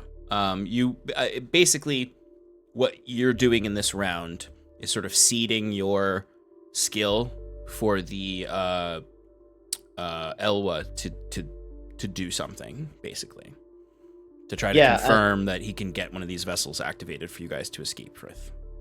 Correct. Okay.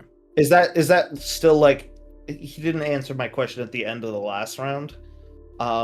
Is there anything that I should? Is there anything I should know? Something that you can do that might be able to help us with these machina, or stop the ship somehow, or anything that you were in charge of that you might be helpful, for taking them down? Well, I was more of an assistant artificer, so I did observe a lot of behavior. I have rudimentary knowledge of some of the consoles in the engine room, particularly when it comes to the offensive abilities of the ship. With the Machina, I did not work many shifts with the Machina, but I do know that there is, depending on what you want to do with them, if you're trying to turn them on, they're going to listen to any high-ranking officer. You'd have to disable their control, make them wild.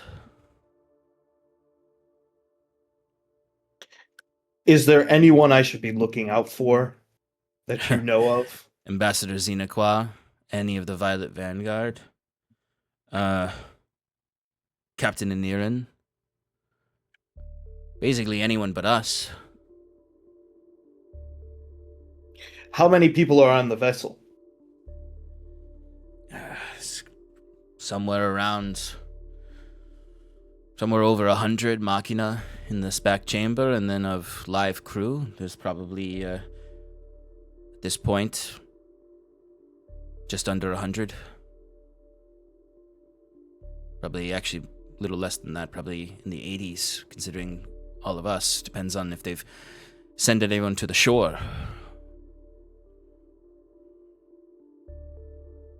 All we really know is that we've arrived in Hyven. I'm assuming that because you're here, that they're winning. When did you... I promise you, it's closer than you think. But this ship might be the linchpin that takes the city for Kirinor, which is why we've got to do something here. Well, this might be our only chance.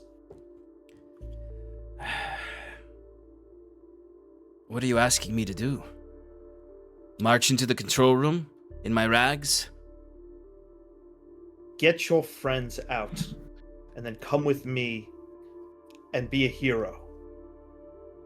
We can use your knowledge of the ship.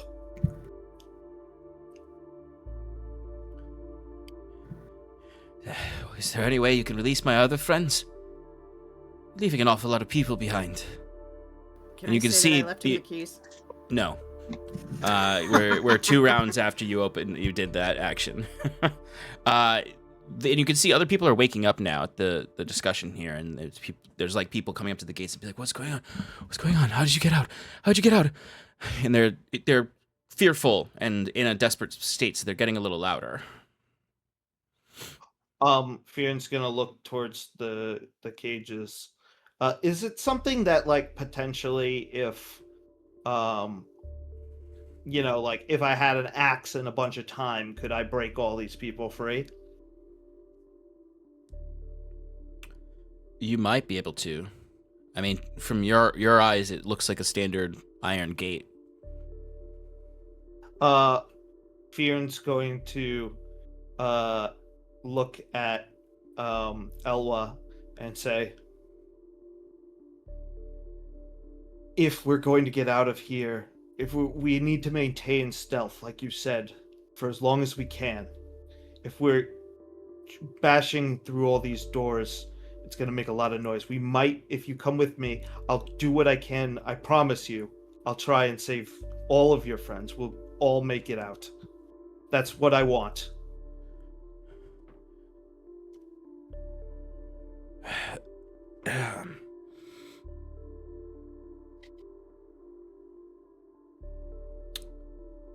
You're strong, right? Why don't you go kill that guard? Take the key. You need the key. You can't break these gates on your own. You'll trigger the alarms. The key is the only way. If you do that for me, I'll do whatever you need. If you get all of my friends out of here. Fyrn is gonna say, okay, tell your friends to calm down. I'm going to go get the guard. Don't follow me. You go into the other room with your other friends, secure us an exit. Don't leave without me. I like get a little bit angry at this. If you do, I'm gonna find you. This will carry over. Like, he doesn't need convincing. Like, he's convinced by this. You promising to do what he asked you to do is no skill check needed for that. Well, if the action you're taking this round is to go get the key to unlock them, that doesn't need a skill check because you have access to the key. I'm gonna do a skill check for him to keep his friends calm while you do that, to make sure there's no noise that they trigger.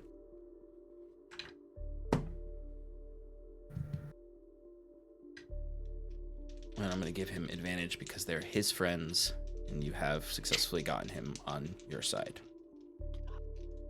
I am the shining light of hope, Sean. Hey, you've done a good job with these guys. That's a cool curveball. And how about it? A natural 20 and a 19.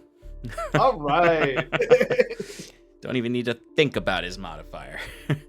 As you leave this space, you can hear that he is, like, the sound quiets down. There's still murmurs. Like, if the guard wasn't suggested upstairs, he would absolutely have already come down by now. But he is able to keep them quiet while you go. And I'll say, now Fyrn steps up to the other two, not with the Dragonborn by his side. Fyrn just, like, has a casual look on his face. He's like, "Heyo, Saskia, can you toss me those keys?" Yeah, everything good? So far. Just hurry up, will you? Okay, so, quick plan. Just as I'm understanding, Septimus is going to sit here. He's going to probably take over all the machina here. We need to protect this space. I got a bunch of people in there thinking that they're gonna sneak through the boat with us. They're not soldiers. They're not gonna be able to help with this. That's fine. They can leave. That's fine. You need to stay here because I don't know how long I'm gonna last against a whole bunch of people. But get them out and then come back, and I'm gonna do what I can to reinforce the area around Septimus. Well, you asked what my plan is if I'm able to gain control of all this. Yeah. From what I understand is the main priority of our boarding was to disable this vessel. If I can muster the strength, head directly for the engine room and try to disable the power so they can't teleport away. Okay. Isn't that's where... Because I guess it just sort of is, just to recap exactly, it was understood that the power source of the ship was what fueled its teleportation. Yes. Yeah, so... Yeah, Hastings was made that clear to you that the larger magical infrastructure of the ship is powered by that core. Now, something to consider there is the large infrastructure of the ship is powered by that core. That means the Oculus is powered by that core, the artillery is powered by that core. Yeah, no, that's what I was thinking. And possibly the Machina chair is powered by that core. Trying to look at the... And what was it? The helm at which where did they actually channel the teleportation? So the Hastings said that it's likely in their modules within the engine room itself. He said he was unsure if it was activated in the engine room or in the systems room right below it. So Fyrn's going to take it. He's going to grab his pack that I guess Saskia had brought with her, and he's going to use his illusion to he takes a dagger out and he does like an illusion of blood on the dagger. Mm-hmm. Just so he could show off that he actually got killed the guard. And in that case, I'll drop disguise self. So I hadn't dropped it yet. Yeah, he would tell her to do that if she didn't. And then he would go back to the others, and he's gonna try and get them all out as quickly as possible, because he now knows that they need him in this room, and he wants to get this Elwa on his side, and with him. He also just doesn't want to leave them alone for too long because he doesn't trust them. Fair, completely fair. So Fyrn, with that in mind, I'll say your next round of skill challenge is going to be preoccupied by getting them out. Right. Okay.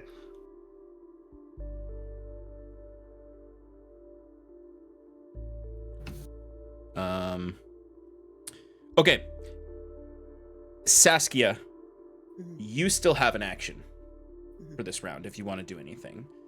Yeah, so. I do. So I am going to, take on my role as we need to protect this chair. We need to protect Septimus. This is what we're doing. So what I'm going to do while he gets ready to assume the position, I'm really twisting this one, I think. Use an athletics skill, strength, essentially, to start lugging heavy things like tables or crates or things. Well, before you do that, the Machina would have to get out of the room first too. Well, I'm gonna cut you off. There are no tables and crates in here. This is not a supply room. This is a Machina hangar bay, essentially. The only things that exist in this space are this control console and the Machina themselves. So there's nothing I could use to reinforce the... No, this is to give you a grasp of it, it's this is the most alien part of the ship. So when you've been moving through the other chambers, it's been very much like an iron ship. You feel like you're in a building, but you can feel kind of the water moving around. It's very much like a Fire Nation ship in Avatar. This room is the most halcyonic. It's immediately a different style of structure. Everything is fused together. The the machina that are in the hangars above are on parts of the ceiling that are like fused to the ceiling. They're not like component parts. Everything is one piece. The chair itself is bound to the ground. Any workstations on the side that might be the desks you'd grab are like fixtures of the wall. Now there might be tools on them, but nothing clunky enough to create a barricade. There is stuff in the previous room. There's the cabinets that I described to the left, and there's the desk and chair and some crates in there. That room does have stuff in it. Yeah, but that would require a lot of back and forth and noise, potentially. Alright, so I guess instead...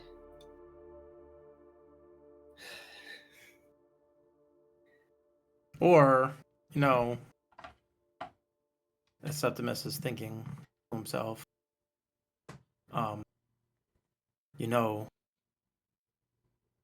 if I'm able to get full control of all this machina here, I can keep some in reserve back to protect myself.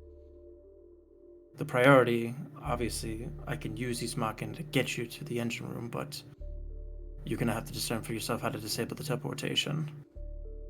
Because we can't just go knocking in, destroying the engine itself, because that'll completely disable everything.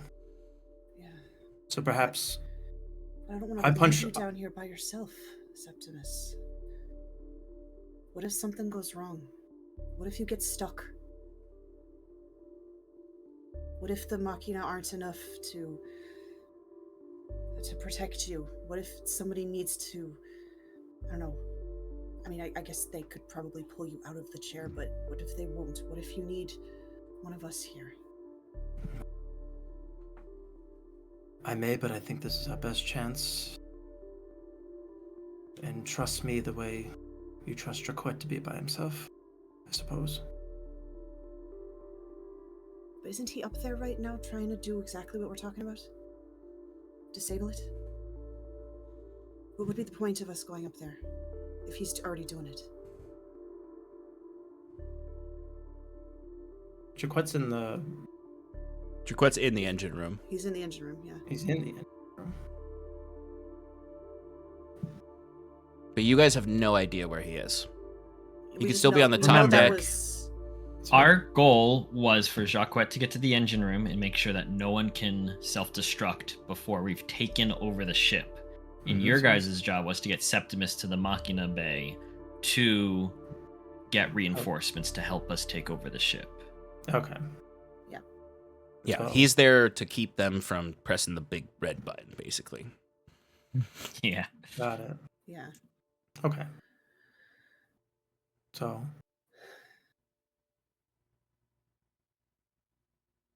we'll use these So- big boys to take over the ship? Yeah, Boys. Sass, is there anything you want to do in this moment? It's okay if it's just stress out, because you don't have to use your skill on your turn if you feel like your group has been successful enough. Which right now you have a success and a failure. Yeah, which it would be nice to have another success, but I really don't know what to do other than I need more information, I think. So I'm gonna stress out. I'm gonna stay in here and I'm gonna stress out.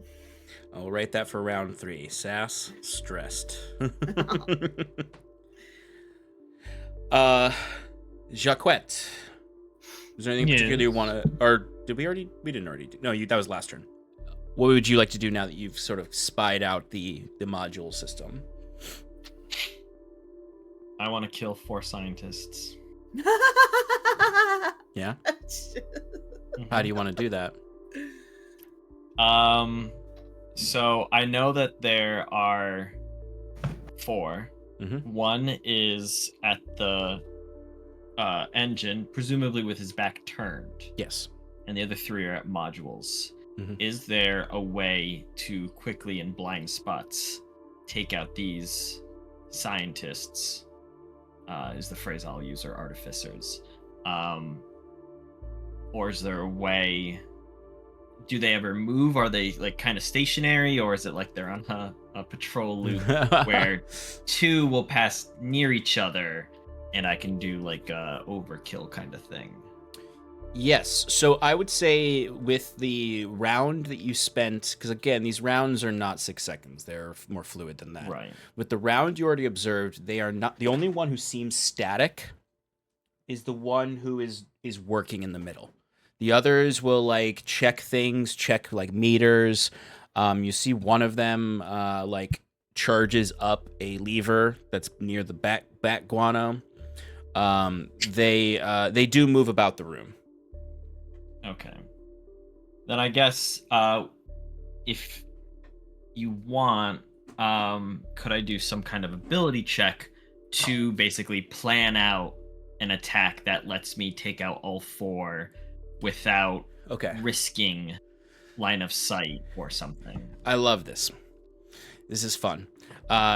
What I think the way we could do this is if you succeed on this analysis on this turn, which will have a high DC, but you're also a skill monkey. You will have the opportunity on the next turn to make the rolls to take each of them out. Okay. So it's the kind of thing like if you're successful here, you identify a pattern you can follow, and you basically like identify the moment where you can rush forward, make a series of attacks, and if they're successful, you'll be able to bam, bam, bam, bam, and the way that'll be would be like with that like maximizing for overkill, basically. Right.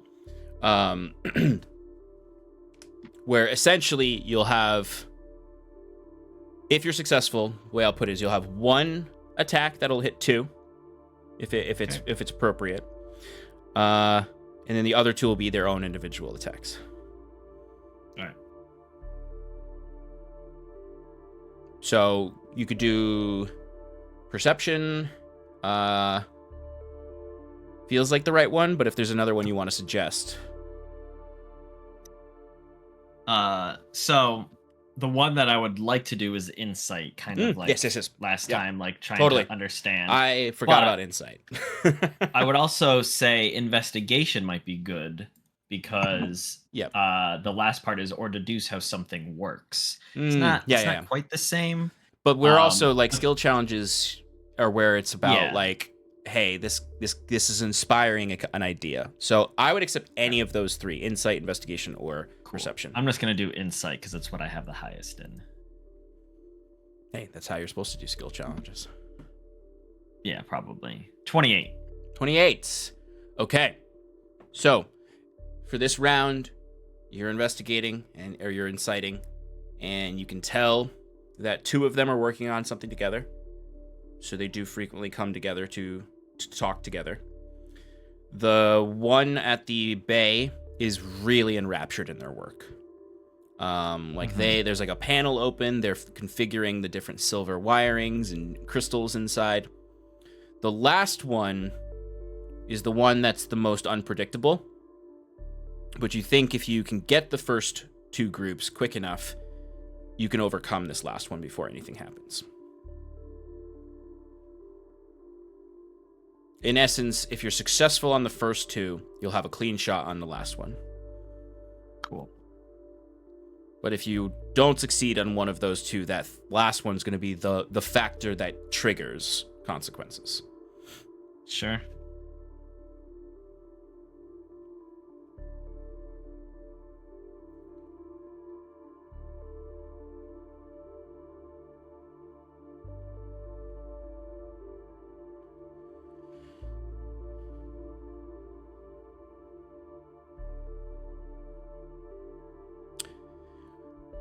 Timer goes down. The dice rolls down to the next layer. For now, everything seems fine.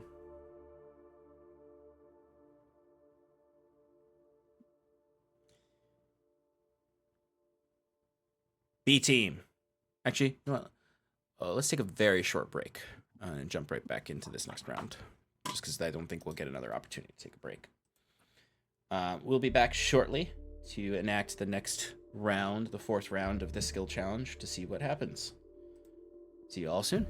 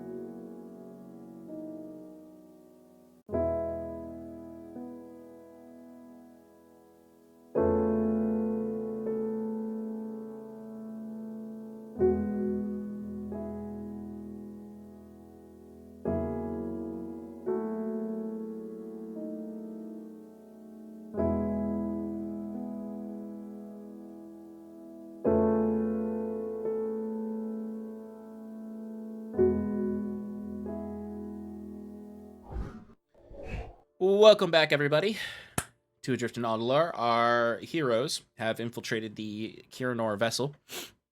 Jacquette, Team Hyven's hero, is about to attempt to clear out and kill all of the artificers in the engine room in order to hold it so people can't activate the teleportation or self-destruct mechanisms. But also, maybe there's other things you can do in there. B Team, otherwise known as the Milk People, have secured the prisoners to give them a chance to escape, and they are going to attempt to control the Machina with the mechanical throne in there that is akin to the throne of the Oculus, that has certain controls over the ship. Now, the Oculus throne can control the whole ship. This throne seems to be isolated to the Machina. So, we're going to start with Jacquette because we're waiting on Mike to come back. So, Jacquette. Let me see if I can find some more tense music, since this is our little exploratory music.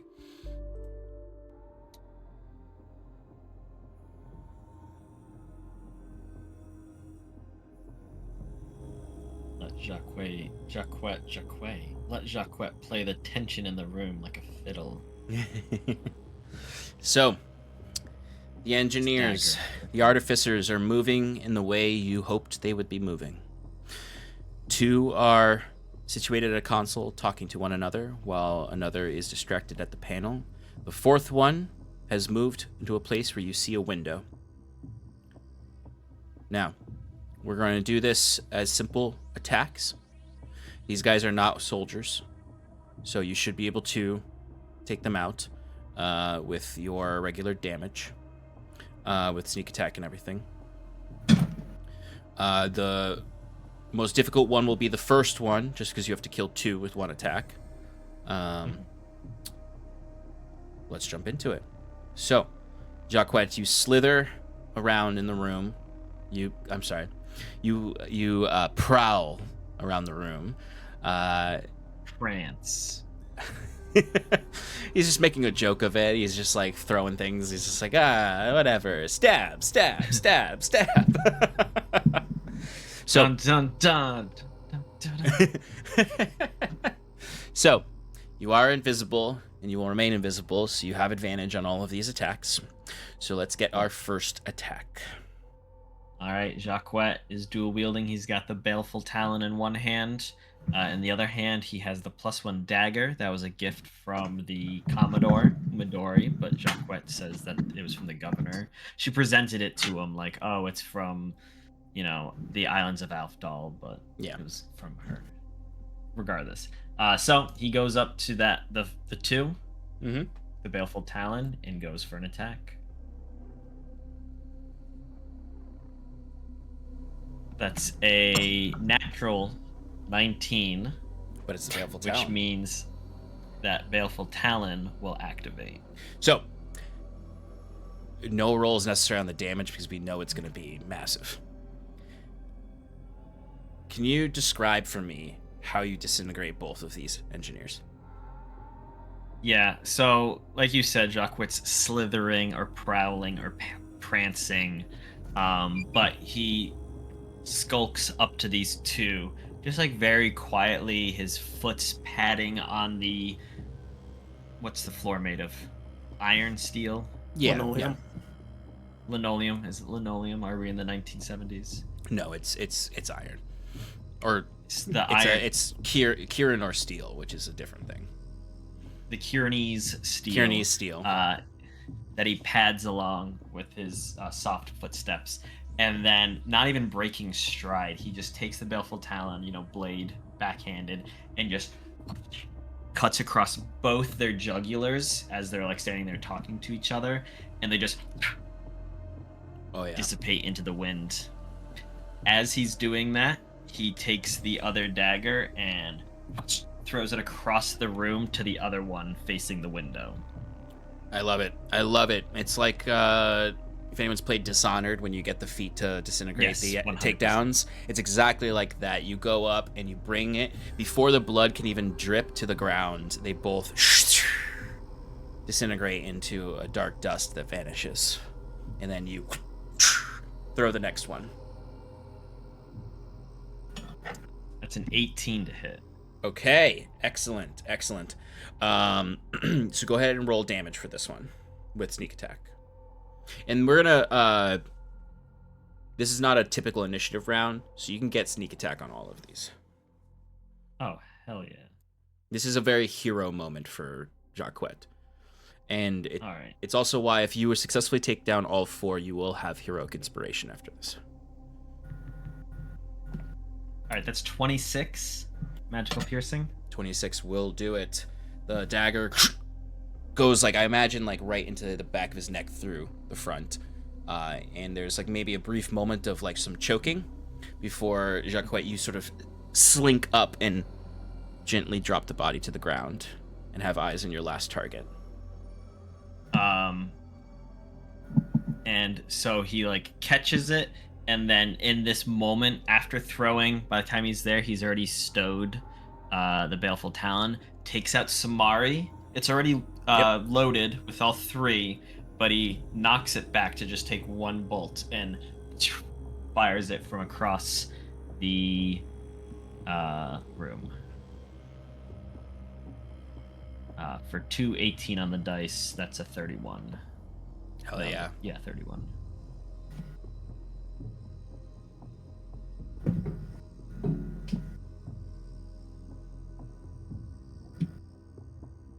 $11, 14, 36. How does this guy fall? Yeah, it's just, the guy, he's like tinkering with the equipment.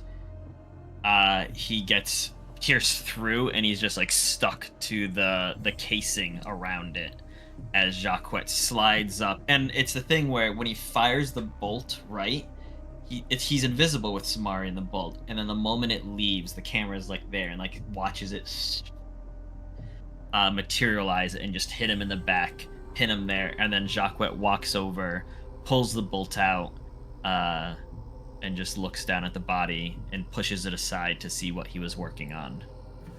Excellent. So this all happens in like slow motion at first. There's the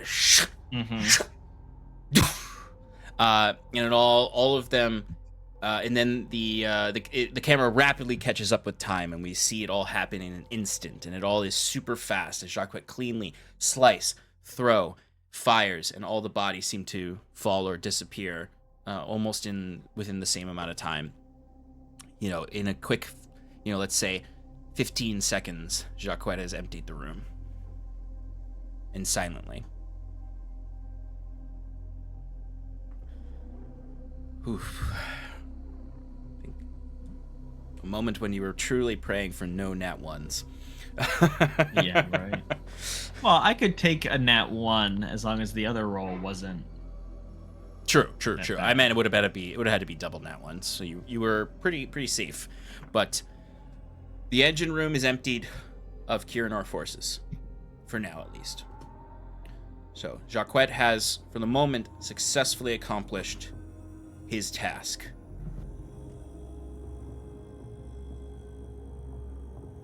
Which that does mean, Jacquet, that your skill challenge resets. All of your skills are available to you again. Because you've entered your 3rd stage, which is your final stage, which is hold and escape.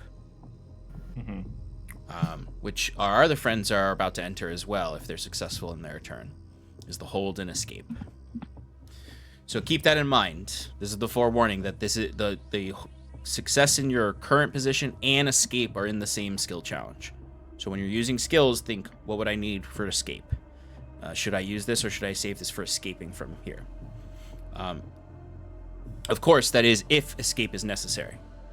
Because if you're able to successfully take the ship before the Zon attack the ship, escape is not necessary. Or successfully take the ship before any self-destruct sequence goes on, escape is not necessary. But if anything triggers, It becomes a decision of, do we escape or do we stay and try to salvage? Okay. Back to our B team. So,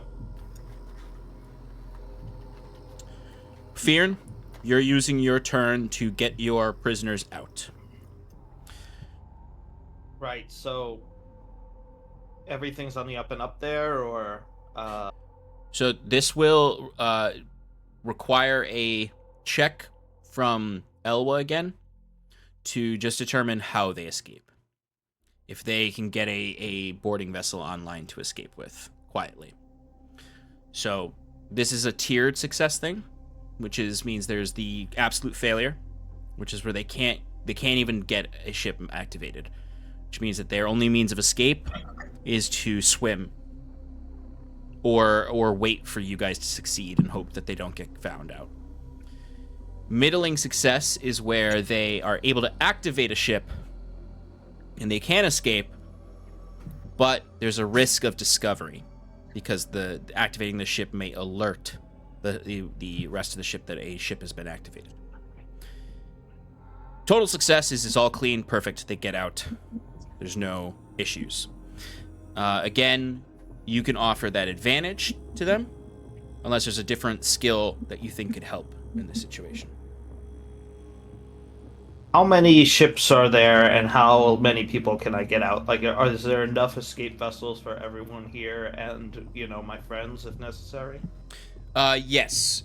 So the ships are kind of like linked in a chain, where it's like there's the first ship, second ships, third ships going up, almost like a machine gun belt. So if they get a total success, it means that they'll be able to activate a ship for themselves and leave a ship ready for you guys. Okay. I think that if there's a way for me to, maybe would it be more practical to perhaps do like an investigation to try and figure out how the mechanism works? Like maybe if he can do the science side, I can figure out some sort of manual override, or like if I destroy the lock or something like that, perhaps I can. Yeah, so basically what you're choosing between, Fyrn, is giving them advantage or doing like a like recovery roll. Basically, like if they fail it but you succeed, you're able to bump their failure to the next highest level.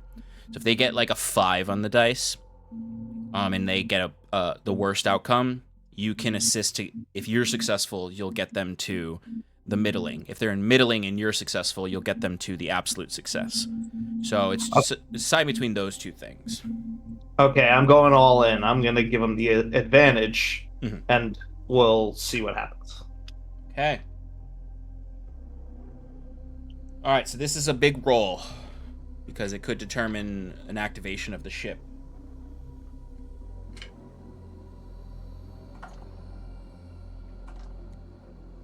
Okay. So.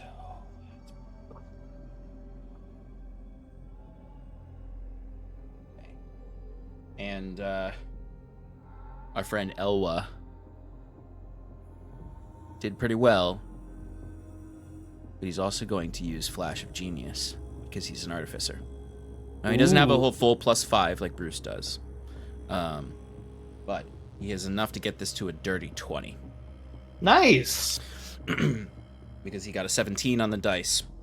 And he needed a little bit more to get the absolute success.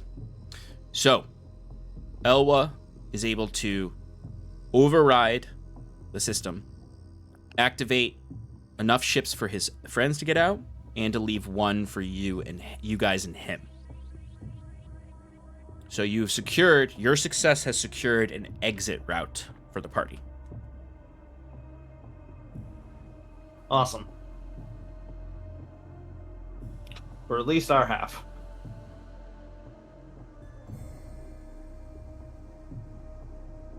So far you've achieved holding the engine room and securing an exit. So 2 out of your 3 required victory conditions. Now, all of you need to hold these victory conditions until the ship is taken fully. So that means Jacques has to hold the engine room. Fyrn has to make sure that this escape route maintains, and those of you in the other room need to make sure that Septimus is able to take over the ship with the Machina. I have my next move if we're ready for it. Go for it. So I'm gonna look at Septimus and I'm gonna say, right, I'm not going to completely leave you here by yourself, but I'm not gonna crowd you. I'm gonna go and I'm going to hold the entrances that are above the prison and that lead into the boarding vessels. I'm going to make sure that nobody gets in here, ideally. So you can do your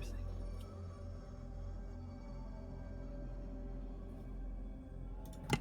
And very good. Ideally, Sass, you and Fyrn can do that together, because if Fyrn's protecting the vessels, it's the same room, the same vestibule that protects both pathways. I'm also I'm looking at the map here. There's the place above where it says prison, and there's a place above where Machina that comes down from the quarters. So I want to essentially have eyes on both, and when Fyrn comes in, we can each take one. Yep. Yeah. So basically, Fyrn can be in that vestibule area, and then you can be in the prison area where the ladder is. I didn't put lines there, but there is essentially lines there. They just were permeable lines. Okay. Sass, you can give me a skill check. Oh, hey, Cooper. To basically determine your preparedness. So this can be like a physical skill. This could be a skill about something to do with being a warlock that prepares you to be ready for a potential fight. I was kind of thinking, unless you had something else. Okay. No, I was kind of thinking intimidation, of kind of like just standing in the space and like channeling this fiendish magic that I have, and just, it's all kind of like just simmering under the surface, and I'm, I've got my Eldritch Blast ready to go, and I'm kind of just like hyping myself up a little bit, just, all right, we got this, and also trying to be scary. I love that. I think that's perfect. Somebody I think that's perfect. Looks. Give me an intimidation roll. I'm gonna use Dark One's own luck too. Okay. So that is going to be 27. Love it. Okay, Sass. So this is gonna be successful. Sass and Fyrn. Sass, for really digging into your warlockness here, sort of being like this scary entity, but also like this somewhat like that untethered openness that I mentioned before. I'm going to give you heroic inspiration. And Fyrn, for your leadership here as a commander of people who you are turning into soldiers in a certain way, I'm going to give you heroic inspiration. Nice. Now, Septimus. You're going to give me villain inspiration. You just got to be successful here, because this is very much, like, this is very like a pivotal moment in Septimus's ascension. If you're successful here, you'll also get heroic inspiration.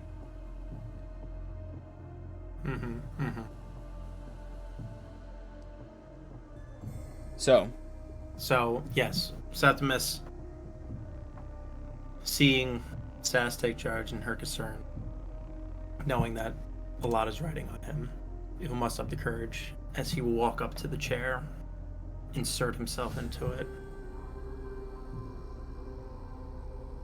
and assume or attempt to assume control of it.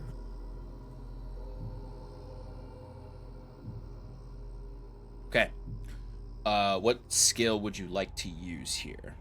Now, I would allow you to use Arcana, Religion. Religion was this next one I was going to say because I just used Arcana. Oh, you're right. Yeah, so you'll need to use Religion here. And you can give yourself Bless, or, Guidance. Thank you. I will give myself Guidance. I am guided. Ooh! So, 28 Yes. plus 29. Excellent. 29, baby. Septimus, you plant yourself in this seat, and you can feel the metal activate, and you can feel these tendrils leaking out of the metal that then worm their way into your flesh to connect to your nervous system. And then suddenly you just feel this rush, this massive rush of arcane power. It's ripping through your body. You can feel it in every vein of your flesh. You can feel your nervous system is on fire. And you think about the most splitting migraine you could ever have, but then extends through your whole body as if a million ice picks are stabbing you at once. And you're struggling with this. There's even none of you can see this because he's so deep in the bowels of the ship, but singes of magic start to appear on his body. His very form is overcome with arcane power. To the point when little, flecks of his flesh burn off of his body into ash. Until you... No flesh, it's metal. Mechanical flesh. Until you seize control, exerting the wisps within you. Sass, you do see, looking back, light. As the wisps that surround Septimus start to spin like a vortex around him, empowering him. The cinders of fate, his essence, his control over Machina, force him to be able to gain control of this. And Septimus, there is a opening of your mind, a tethering to each and every single one of these Machina.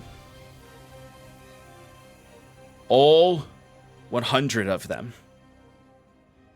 At once, you are seeing through their eyes. Oh my lord. And you can feel them all at once. You can feel the bindings on them. And you can feel this resistance from Halcyon. Control that is now snaking its way into your body. Because all it sees is another Machina to control in you. But you force it out with your faith, with your ascension.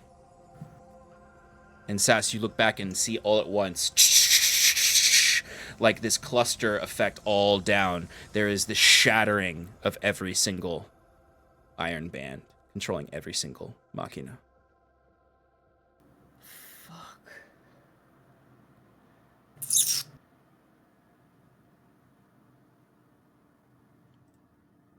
Do I feel like the... I feel like the push from Halcyon is from the other controller 100%. on the ship.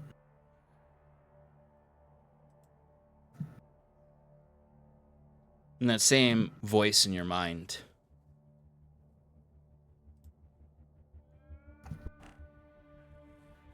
You are close now to your ascension. Seize your destiny. This is your revolution. As Sass, you also just see chung, chung, chung, chung, chung, chung, chung, all down, lights turn on in the space. And you can see all the oculus of the Machina all turn on at once. The ones above. But then, Septimus, you can feel the inner workings of the ship. You don't have complete control of the ship, but you're in its system. Yeah. And you can see the different mechanical parts of the vessel. You can see how they raised one of these machina to the surface and launched it out towards you. You can see the infrastructure of it. You have complete control for now.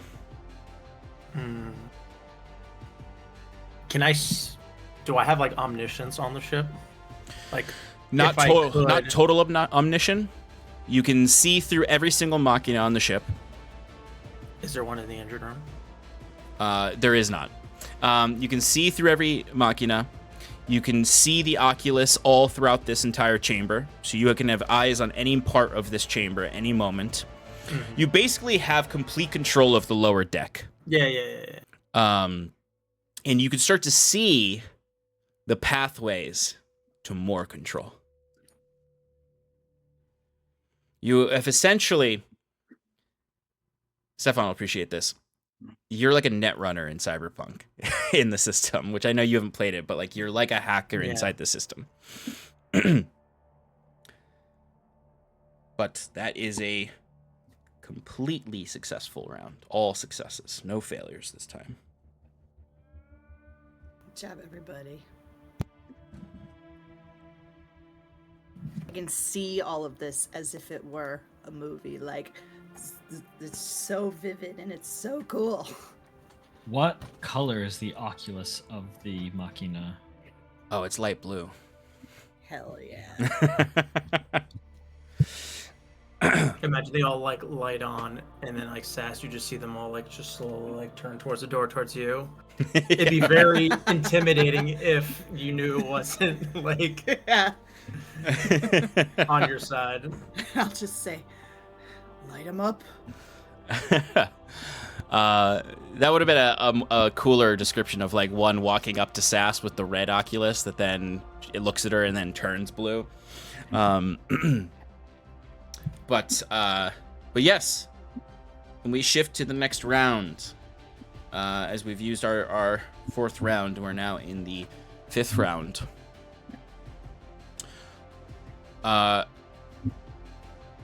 This activation, this hostile activation, does seem to activate the ship.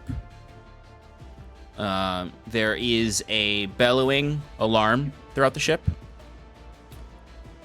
And all of you experience this at once in your individual places. Fyrn in the vestibule, preparing yourself for what's to come to allow your new friends to escape and protect your old friends.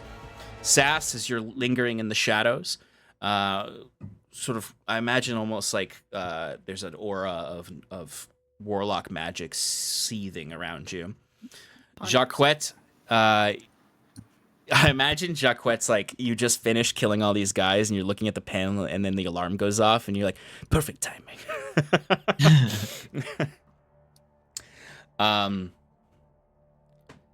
As Jacquette, a voice in your head. Jacquette, they're here. I've bought you some time, but they will be attacking the ship. You don't have much time. Do whatever you need to do. Signal in some way that you've been successful. And the Zon will hold off their attack.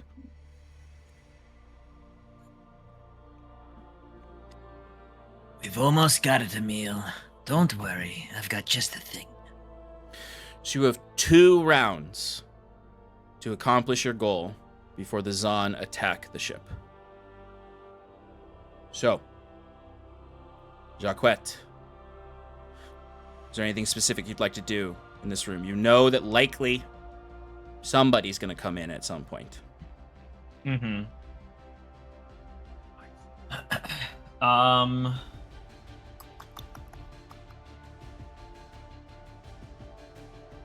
Alright. I don't have anything All right, Jacques is just going to. Sorry, before you do anything, I actually am going to ask for initiatives here now that external factors are in. So everybody roll initiative. Wait, I forgot to use my physical dice. Can I roll again? No. I'll give up my heroic inspiration. I mean, sure. And it seems like a waste. No, it's fine. I'll keep it.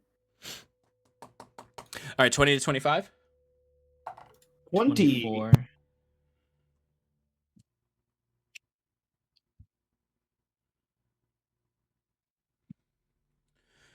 Uh, 15 to 19.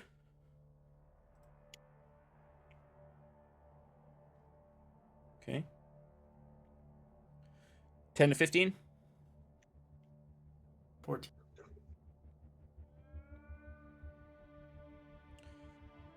What'd you get, Sass?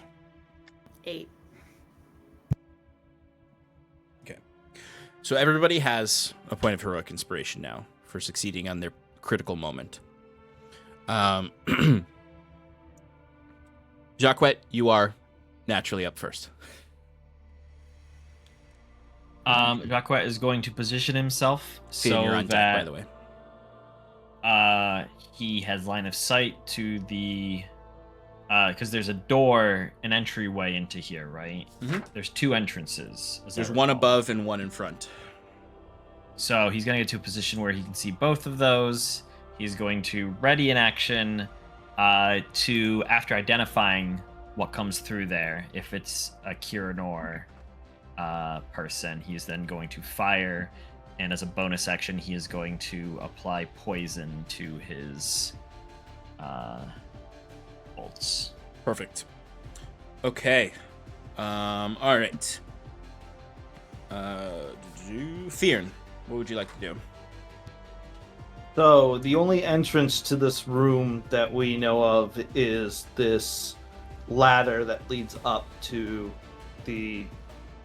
Correct. Yes. So you there's a ladder that leads up that you are protecting. In the next room over, Sass is protecting the ladder that's in that room.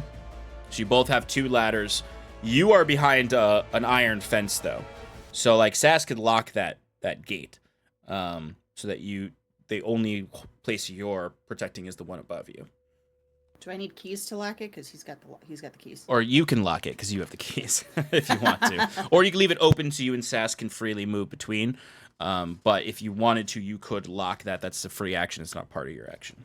Yeah, I'll lock them and then I'll just leave and, good luck with friends. You can figure it out, I'm sure. No, I'm kidding. Of course. Have I seen, I'm assuming, there's some visible signs of, what's going on. Like, yeah, you could hear above. All of you can hear around you footsteps starting to move, people getting into action. Now, how many of the crew are just, minions versus like soldiers is uncertain to you.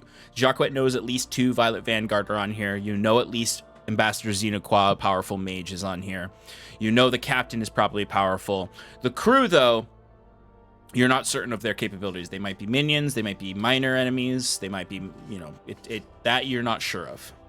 You know for sure there's some people on here who have no combat prowess. They might be able to fire a cantrip or use a sword, but they are, like the scientists that Jacques killed, like they were not going to be a huge problem for you guys to take care of. But it's more about the numbers, truthfully, the amount, the swarming that might happen. Because of that, I'm going to try and maintain a choke point. Instead of just I can't wait at a door because it's above me. So my plan is to cast darkness on the entrance, and I want it so the bottom of the darkness sphere ends halfway down the ladder. Okay. So they won't be able to see in. If they try and shoot blindly, they'll probably miss. And if they try and come down, they're either going to have to jump or if they're going to be on the ladder, I'm going to be able to see them before they can turn around and I can, catch them unawares. I like it. So I don't know if it's a check, I might call this like Arcana or Nature, but No. If you're using a spell, you could just use the spell. It doesn't require a check. okay. Okay. All right. So the ship is up. So Fyrn, you can hear mobilization happening above you. Yeah, I'm just waiting to strike whatever comes down. Yep. The first thing you hear is a guard arguing with other guards. Saying, I can't let you down there.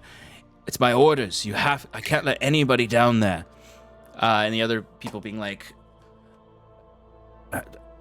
Sergeant, there's been an infiltration. No, we need to go down there to check the bay. Something is messing with the machina. Stand aside. I can't let you through.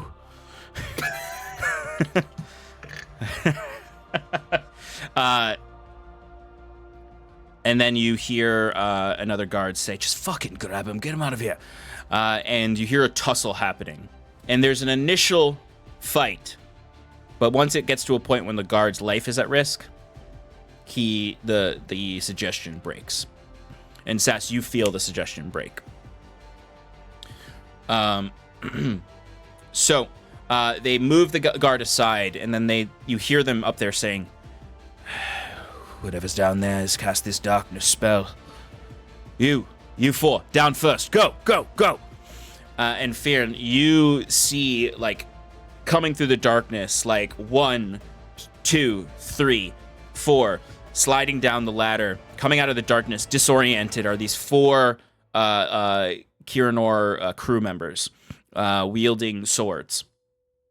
Now, they won't have an action yet because they needed to use all of their turn to get here. But on the start of your next turn, there are 4 crew members in front of you. Where's my pencil?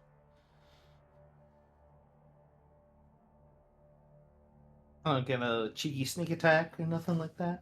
No, use your action for the darkness. If you held your action, it'd be different. Okay. Saskia. In your chamber, you hear the same thing. You hear footsteps up above.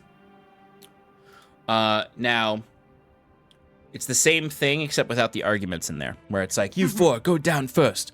And you see shling, shling, shling, sliding down are 4 of these crew members with their swords drawn.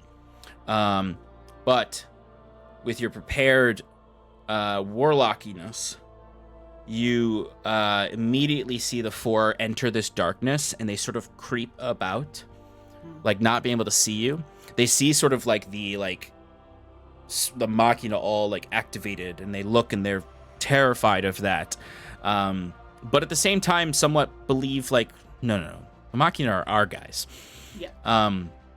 But then I imagine you just start to use this warlock magic to just sort of twist the darkness around you, and like sort of they just see these 2 red eyes in the shadows, glimmering with hellish flame.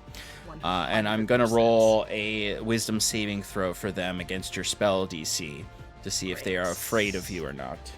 Which is 20. These 4 immediately are frightened of you. So on your turn, you have 4 frightened crew members in front of you. Excellent. I love it. Jacquette,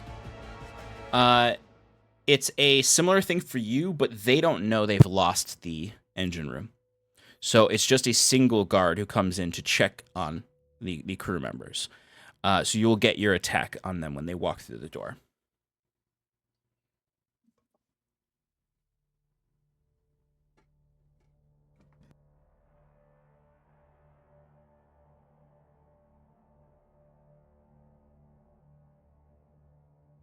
Sorry, I was muted. 24. That hits. Go ahead and roll damage.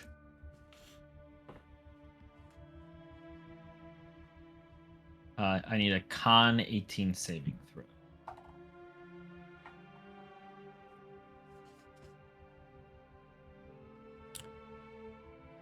They got a natural 20 for a 22. Then this is only going to do 28. 28's enough for this first crew member that goes in. Basically, it's a crew member coming in to be like, like, Captain's locking everything down.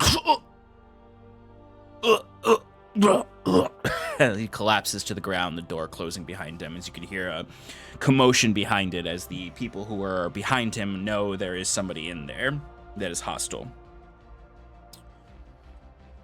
Okay. Septimus. As you are being rushed with this information of these machina, and you're gaining your senses of this ethereal space that you're operating in, you feel an assault upon your mind as something is trying to exert control back against you. So I need a wisdom saving throw from you.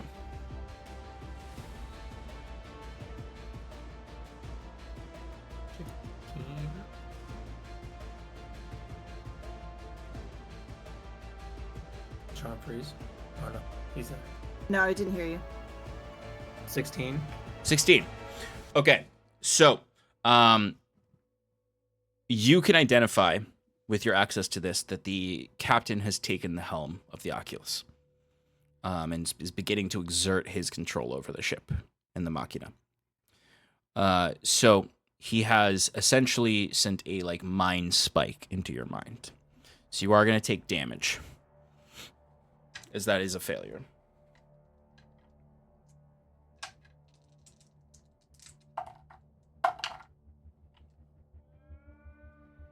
So you're going to take 16 psychic damage.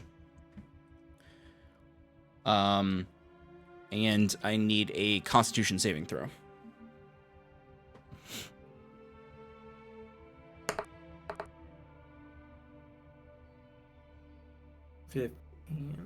Okay, so you do not suffer a point of exhaustion.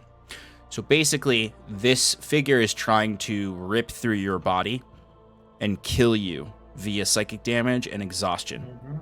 The DC on the exhaustion is going to increase every time they use this attack on you, the psychic attack. That's rude. Okay. Septimus, you are up. So, in this control console, you have a few different things you can do. One, you can send the same psychic attack at the captain in the helm. You know how to use this machine to attack the mind of a hostile entity within the ethereal network. And you're also rapidly gaining knowledge, I would also say, just of the ship. And you know that this is called the ethereal network of the dreadnaught. So you've gained knowledge of an attack you can do on a hostile seated person. You can also command Machina. You can command the Machina to do specific things. So you know the inner mechanisms of the ship. So you can choose to just command the Machina to start moving through the ship and attacking enemies. Or you can command the Machina to use the internal mechanism of the ship to quickly move a single Machina to another chamber. And then the third action you can do is Shield Mind. If you use Shield Mind, you gain advantage on any mental attacks against you. Okay. I honestly think he's just going to go for the attack on the helm. He's just going to go in this mind battle to take control of the ship. Because he knows that is that definitely the biggest adversary to him right now. Okay, so for your knowledge, the mental attack, the damage is 3d6 plus 5 psychic damage. Okay. And the con save is going to be the same for them, where it's an ascending from 10 upward. For wisdom or? No, for their con save afterwards, for the exhaustion. What's their wisdom save? Just. No, it's your wisdom save. Or it's whatever your DC is, what it's using. The DC, yeah, okay. And this doesn't ascend like exhaustion for travel. This ascends by 5 points each time. So start at 10. So the next time is 15, 20, and so on. My goodness. Well, still doing it. Very strenuous to use these and to be under attack from another user. Okay, so they got a 22. Just so. So still roll the 3d6, so they're going to take half damage.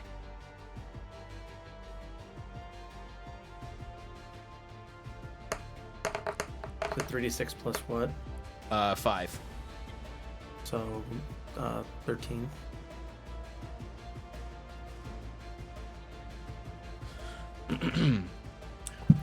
And then as a bonus action, you can command Machina locally.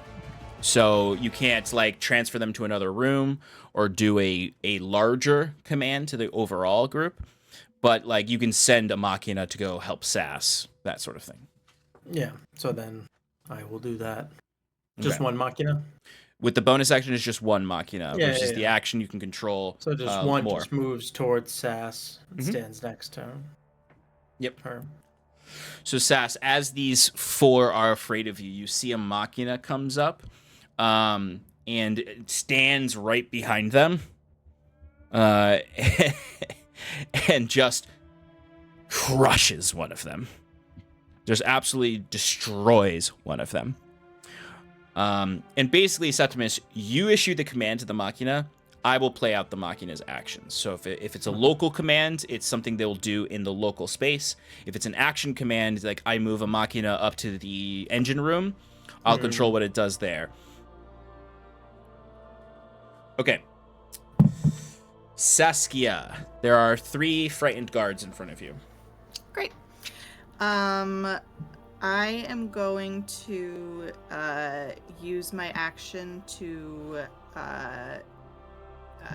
use my Crown of Stars. And is it? It's not invocation. What's it called? Mystic Arcanum. I have not used it yet. It's the last one I got. Everything else has been used.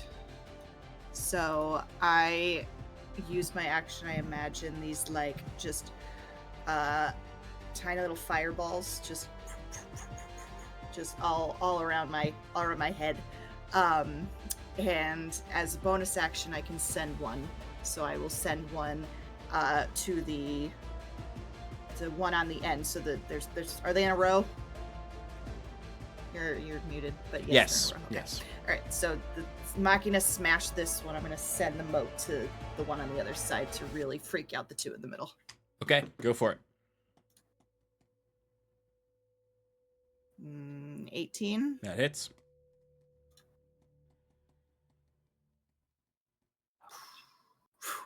$28 points of. How does your damage. star destroy this crew member?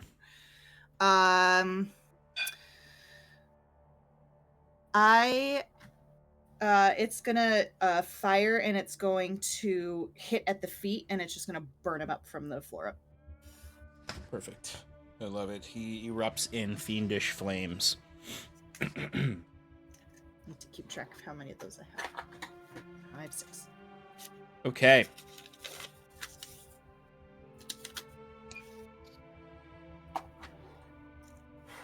Jacquette, you are up. You can hear on the other side of the door them saying, oh, sorry, did I skip you, Fyrn? I mean, it's fine. You could just say that we're all dead. No, You know, I'll sorry, take that. Fyrn. I completely skipped you. You were way earlier in the initiative. Fyrn, you got 4 guards in front of you. I do the thing, Sean. Do it.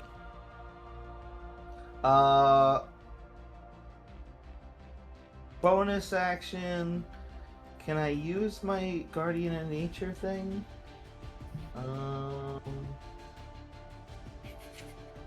Until spell ends.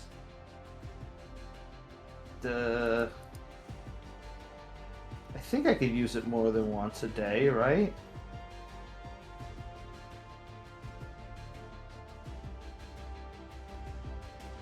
Sorry, I wasn't planning on hitting things. But I know, it's the only thing I do.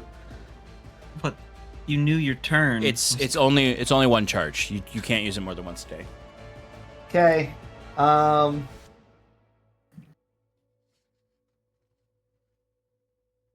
Okay, I hit things. Do it. First guy, I'm just gonna do a regular attack on. 23 to hit.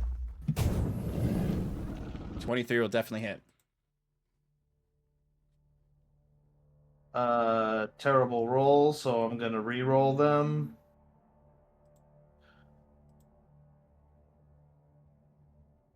.22 bludgeoning. He's crushed with just the bludgeoning. Okay. Then I'm gonna attack the next guy. This one will do green flame blade. Go for it. 19 to hit. That hits. 19 bludgeoning. 9 cold. Oh, ignore that. How much bludgeoning was it? 19 bludgeoning, 9 cold. You take him out. Okay, and that was 3 fire, but I'm also dealing fire damage to the next guy. A 5th level melee. 2d8 plus 1.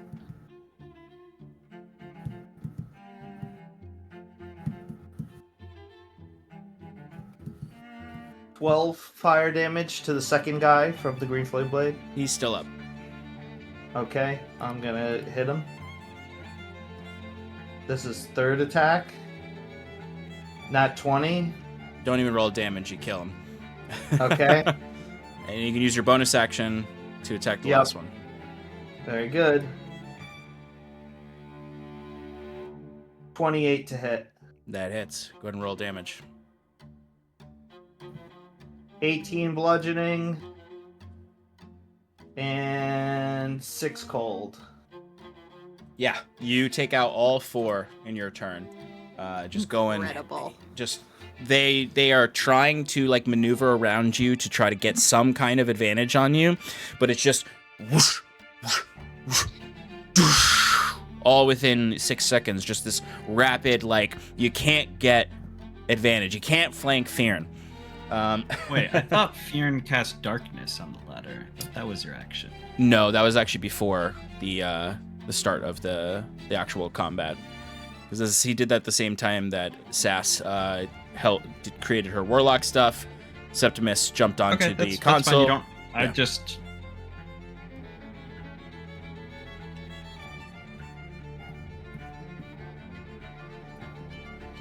Okay. I just remember, wasn't there one person ahead of me? Yeah, It it was- was it was Jacques just- Webb. It was Jacques Webb. Okay. All right, Jacques Webb, you are up. Like I said, you can hear whispers in the other room, people trying to goad each other to go inside. Mhm. But no one has entered yet beyond the guy you killed. From my vantage point, can I see like when the door is open? Can I see through into it, or is it like around a corner? No, you could see into it, and you would have seen a cluster of crewmen. Okay. And what's your passive perception? 17. You would have seen the glimmers of purple armor. Mm-hmm. So, can I presume that these crewmen are not minions? They're not minions, but they are very weak. Okay. Or at least the one that entered the space with you was not a minion. There may be some of them that are minions, but it seems like the standard crew member is a very low CR enemy. All right, then I am going to use my last crossbow bolt, or +1 crossbow bolt.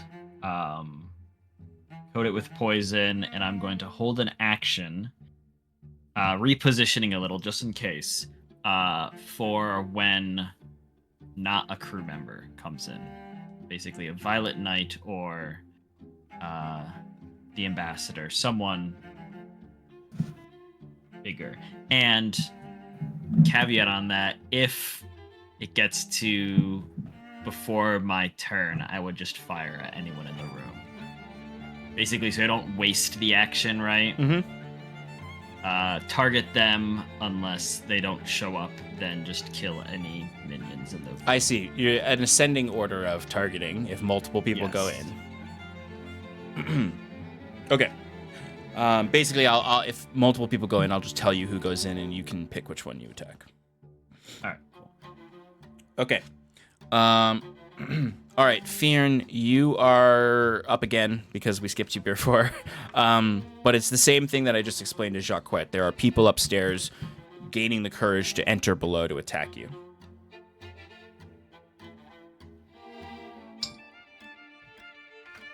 Fyrn? Sorry, I'm going to whack. Okay, you can hold your whack because they haven't entered your space yet, but it sounds like people are about to come down. But you can hold your whack. I hold my whack. Okay. Okay, so the ship is up now. Septimus, give me a wisdom saving throw. They're going to do another mind attack on you. 29. Okay. They are unsuccessful, but they still deal some damage. 7 halved to 8 psychic damage, but no con save needed. Okay. Okay. 4 more crew members come down in each Sass and Fyrn's space. Fyrn, you're gonna get your action off, so you can do your attacks. All of them? Yeah, you held your attack action. Okay. I can still do my magic because I can do magic as reactions. It's a spell thingy. So I'm gonna do Green Flame Blade on the first one, and we're just gonna probably do the same thing we just did. 28 to hit. Yep. 23 bludgeoning. Yep. Move to the next one. Okay.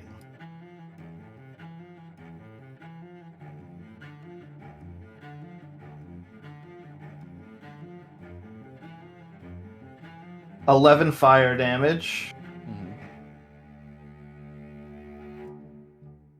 19 to hit. Mm-hmm. 18 bludgeoning. Move to the next one.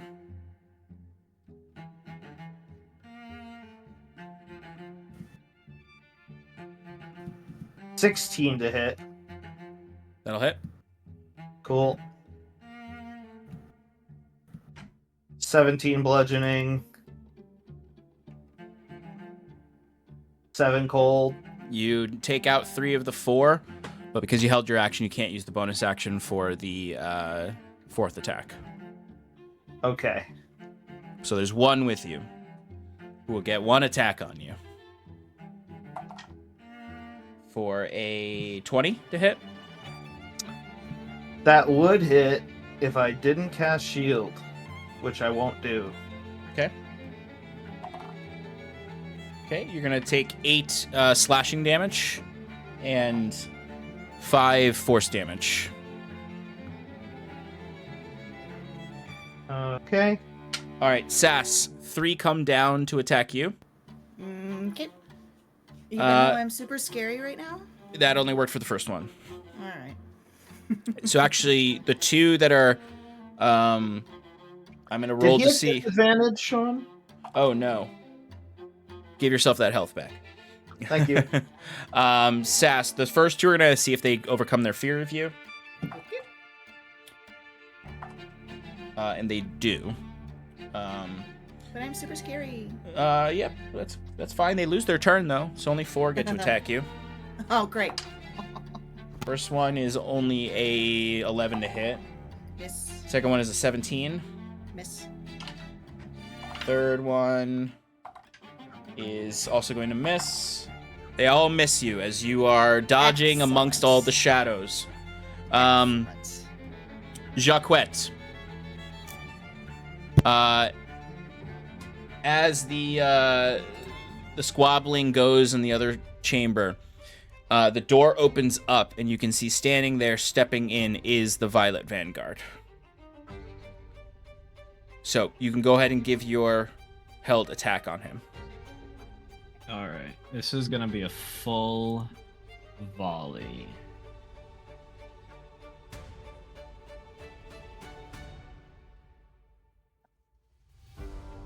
$27 to hit. Oh yeah, that hits. But it's not. Not a one crit. out of 20. Yeah. I want to take him out in one shot. All right. I need a DC 18 con saving throw. He fails. And I also... no, just that one. All right, so he's poisoned for... until the end of my next turn. Okay.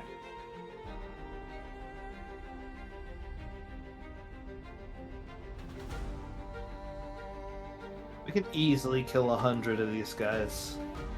I'm sure of it. The real issue is the 2 Violet Vanguards in Xenoqua. If it comes to that. I think Jaquette can handle it. I believe. So that's gonna be 40 piercing and only 3 poison.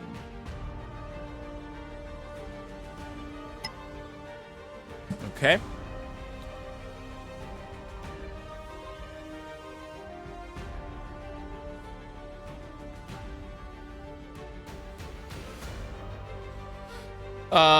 Violet Vanguard is going to see nobody in there, but feel a bolt hit it in the chest. So it is going to have to use its 3 bolts. As it has to use its action to activate its visor so that it can see you, but it has to use its action to do that. So it does that, and the only thing that it does in the rest of its turn is it Misty Steps, and it is in front of you now. Okay. That is everything for the ship. Septimus, you are up. Now you've gained a round of cognizance of this machine that you're piloting. So you've gained more ability now. This vessel. Oh. Yes. You now can take 2 actions with its abilities. So you can do the send machina, essentially, where you can send 2 machina to any room in the space. You can do the mind attack. You could do shield mind. You could also do 2 of any of those. So if you wanted to send 2 machina to a room, 2 to another, or you wanted to send 2 machina, shield your mind, or 2 machina and whatever you want. The other thing you could do is you have full access of the ship to send these machina, which means you can send it to the engine room, you can send them to the helm, you can send them anywhere in the ship. That's what I was about to say. I could send 1 to the helm. You can send 2 to the helm. With 1 action? With 1 action. With 1 action, you can send 2 to the helm, and you can send 2 to the engine room. Because you basically have multi-attack now with the actions you can do. Well, you read my mind because I was honestly thinking of doing that. At least sending 1 to the helm, so that's a definite. Because that's where I fit. That's where I assume that. That's likely where the opponent within the ethereal network is. And yes, I would like to send 2 to the helm. Okay, 2 go to the helm. What's your second action here? Your multi-attack. You could do the mind attack. You could also you can see through the whole ship. So if you wanted to check on Jaquette, you can. So I can see Jaquette. Yeah, this is just part of your vision. You just have to direct the vision. I'm saying, is that Jaquette's an action? invisible, though. Is that an action to... No, it's not an action. It's basically... The complicated way to put it is you have 1, vision move. You can move the vision anywhere, but you can only do it once per turn. So if you leave the space you're in, you'll be blind to where you are currently. I see what you're saying. Septimus would check on the engine room where he knew that Jaquette was supposed to be. You see Jaquette cornered by a Violet Vanguard. I'm invisible. I see a Violet Vanguard. You see a Violet Vanguard standing menacingly over a corner.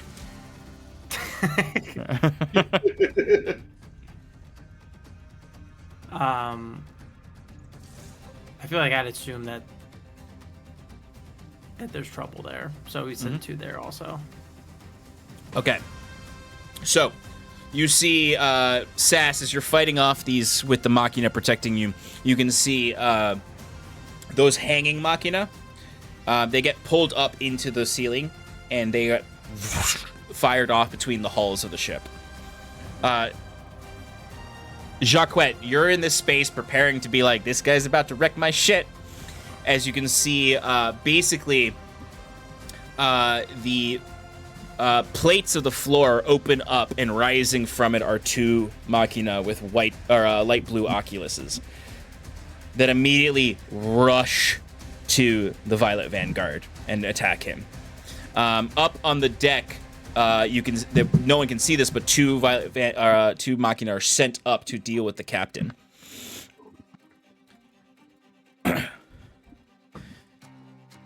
Bonus action. Is it one in my vicinity, or is it any of them? It is any of them. Can one attack the helmsman? Oh yeah, I'll basically they're gonna get an attack anyway, but you can use your bonus action to basically do another attack on him. Yeah, so he will be my priority.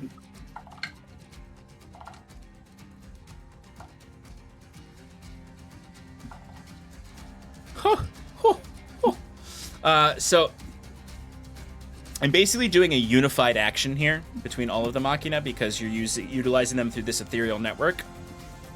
So they all roll as 1, similar to minions in a group. Which, if they get a nat 20, is really great.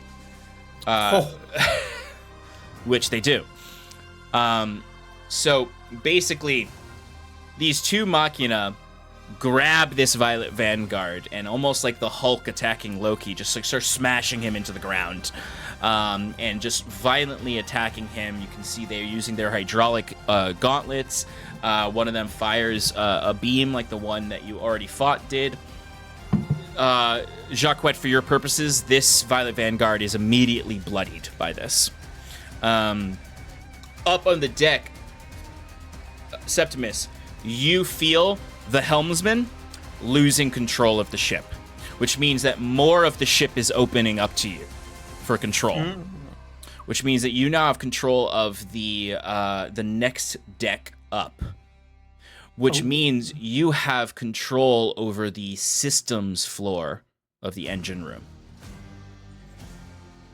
Which means that if you can maintain control of this long enough for the Machina and Jacquette to take care of the Violet Vanguard, and for the helmsman to be taken over, no one can self-destruct the ship.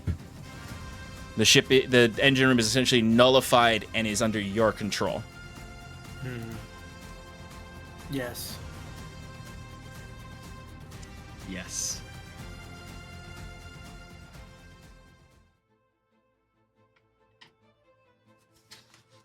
Saskia, what do you want to do? That's me. All right. So there's 6 of them in front of me. There are 6 of them in front of you. Yes. Okay. I would like to use. Oh, Fyrn. Do we skip Fyrn again? No, we did not skip Fyrn this time. Okay. His turn just we're close to each other because we skipped him last time. Okay. All right. I would like to use my bonus action to send another mote of light to the next one in. That's gonna be 23 to hit. Absolutely. Oh, that's a good roll. 22 points of radiant damage. Dead. Yeah. Anything else? What? Yeah, I'm gonna use my action. I was about to say you still have your yeah. Yeah. I'm going to. Every time I split these up, it fucks me over. But These guys are weak. So there's how many left? 4? 5? 5. There's 5 left. All right, we're gonna just do 1, 2, 3, just so I can start chipping away at those health pools. All right, first one is 24 to hit. Yep. That's gonna be 9 points of Eldritch Blast, Damage Force. Second one is an 18 to hit. That'll hit. How much was the damage on the first one? 9. And damage on the second one is 10. Okay. And last one is another 18 to hit. That'll hit. And that's 14 points of force damage. All right, they're all bloodied. Yeah. Anything else, Sass? Nope.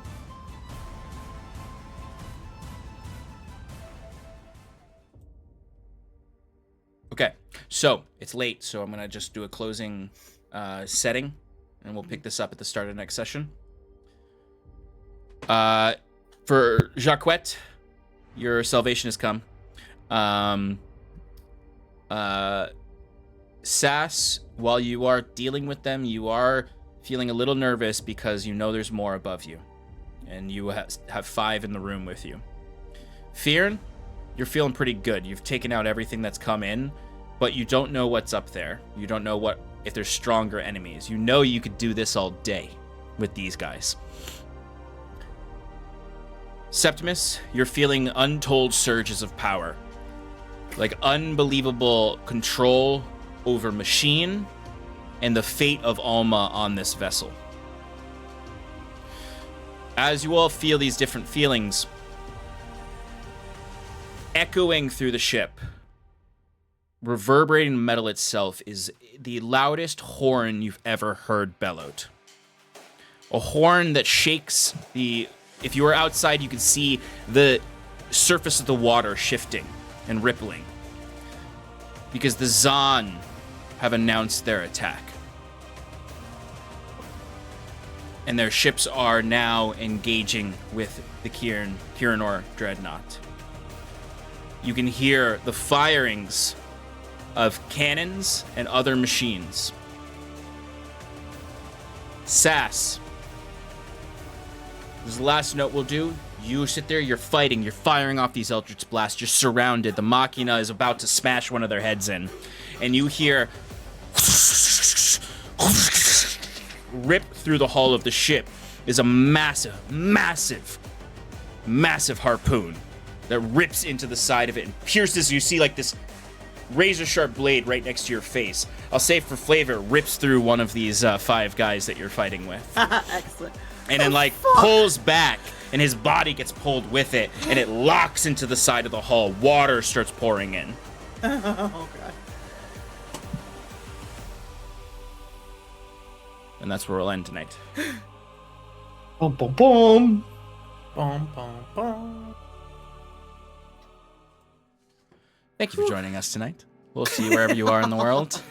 As we pick up next week, as the party must finish off the ship before the Zon do too much damage to it, or have to escape if the Zon, if they can't take the ship before the Zon fully assault it. All right, friends, thanks for hanging out with us. We'll see you wherever you are in the world. Bye-bye. Good night.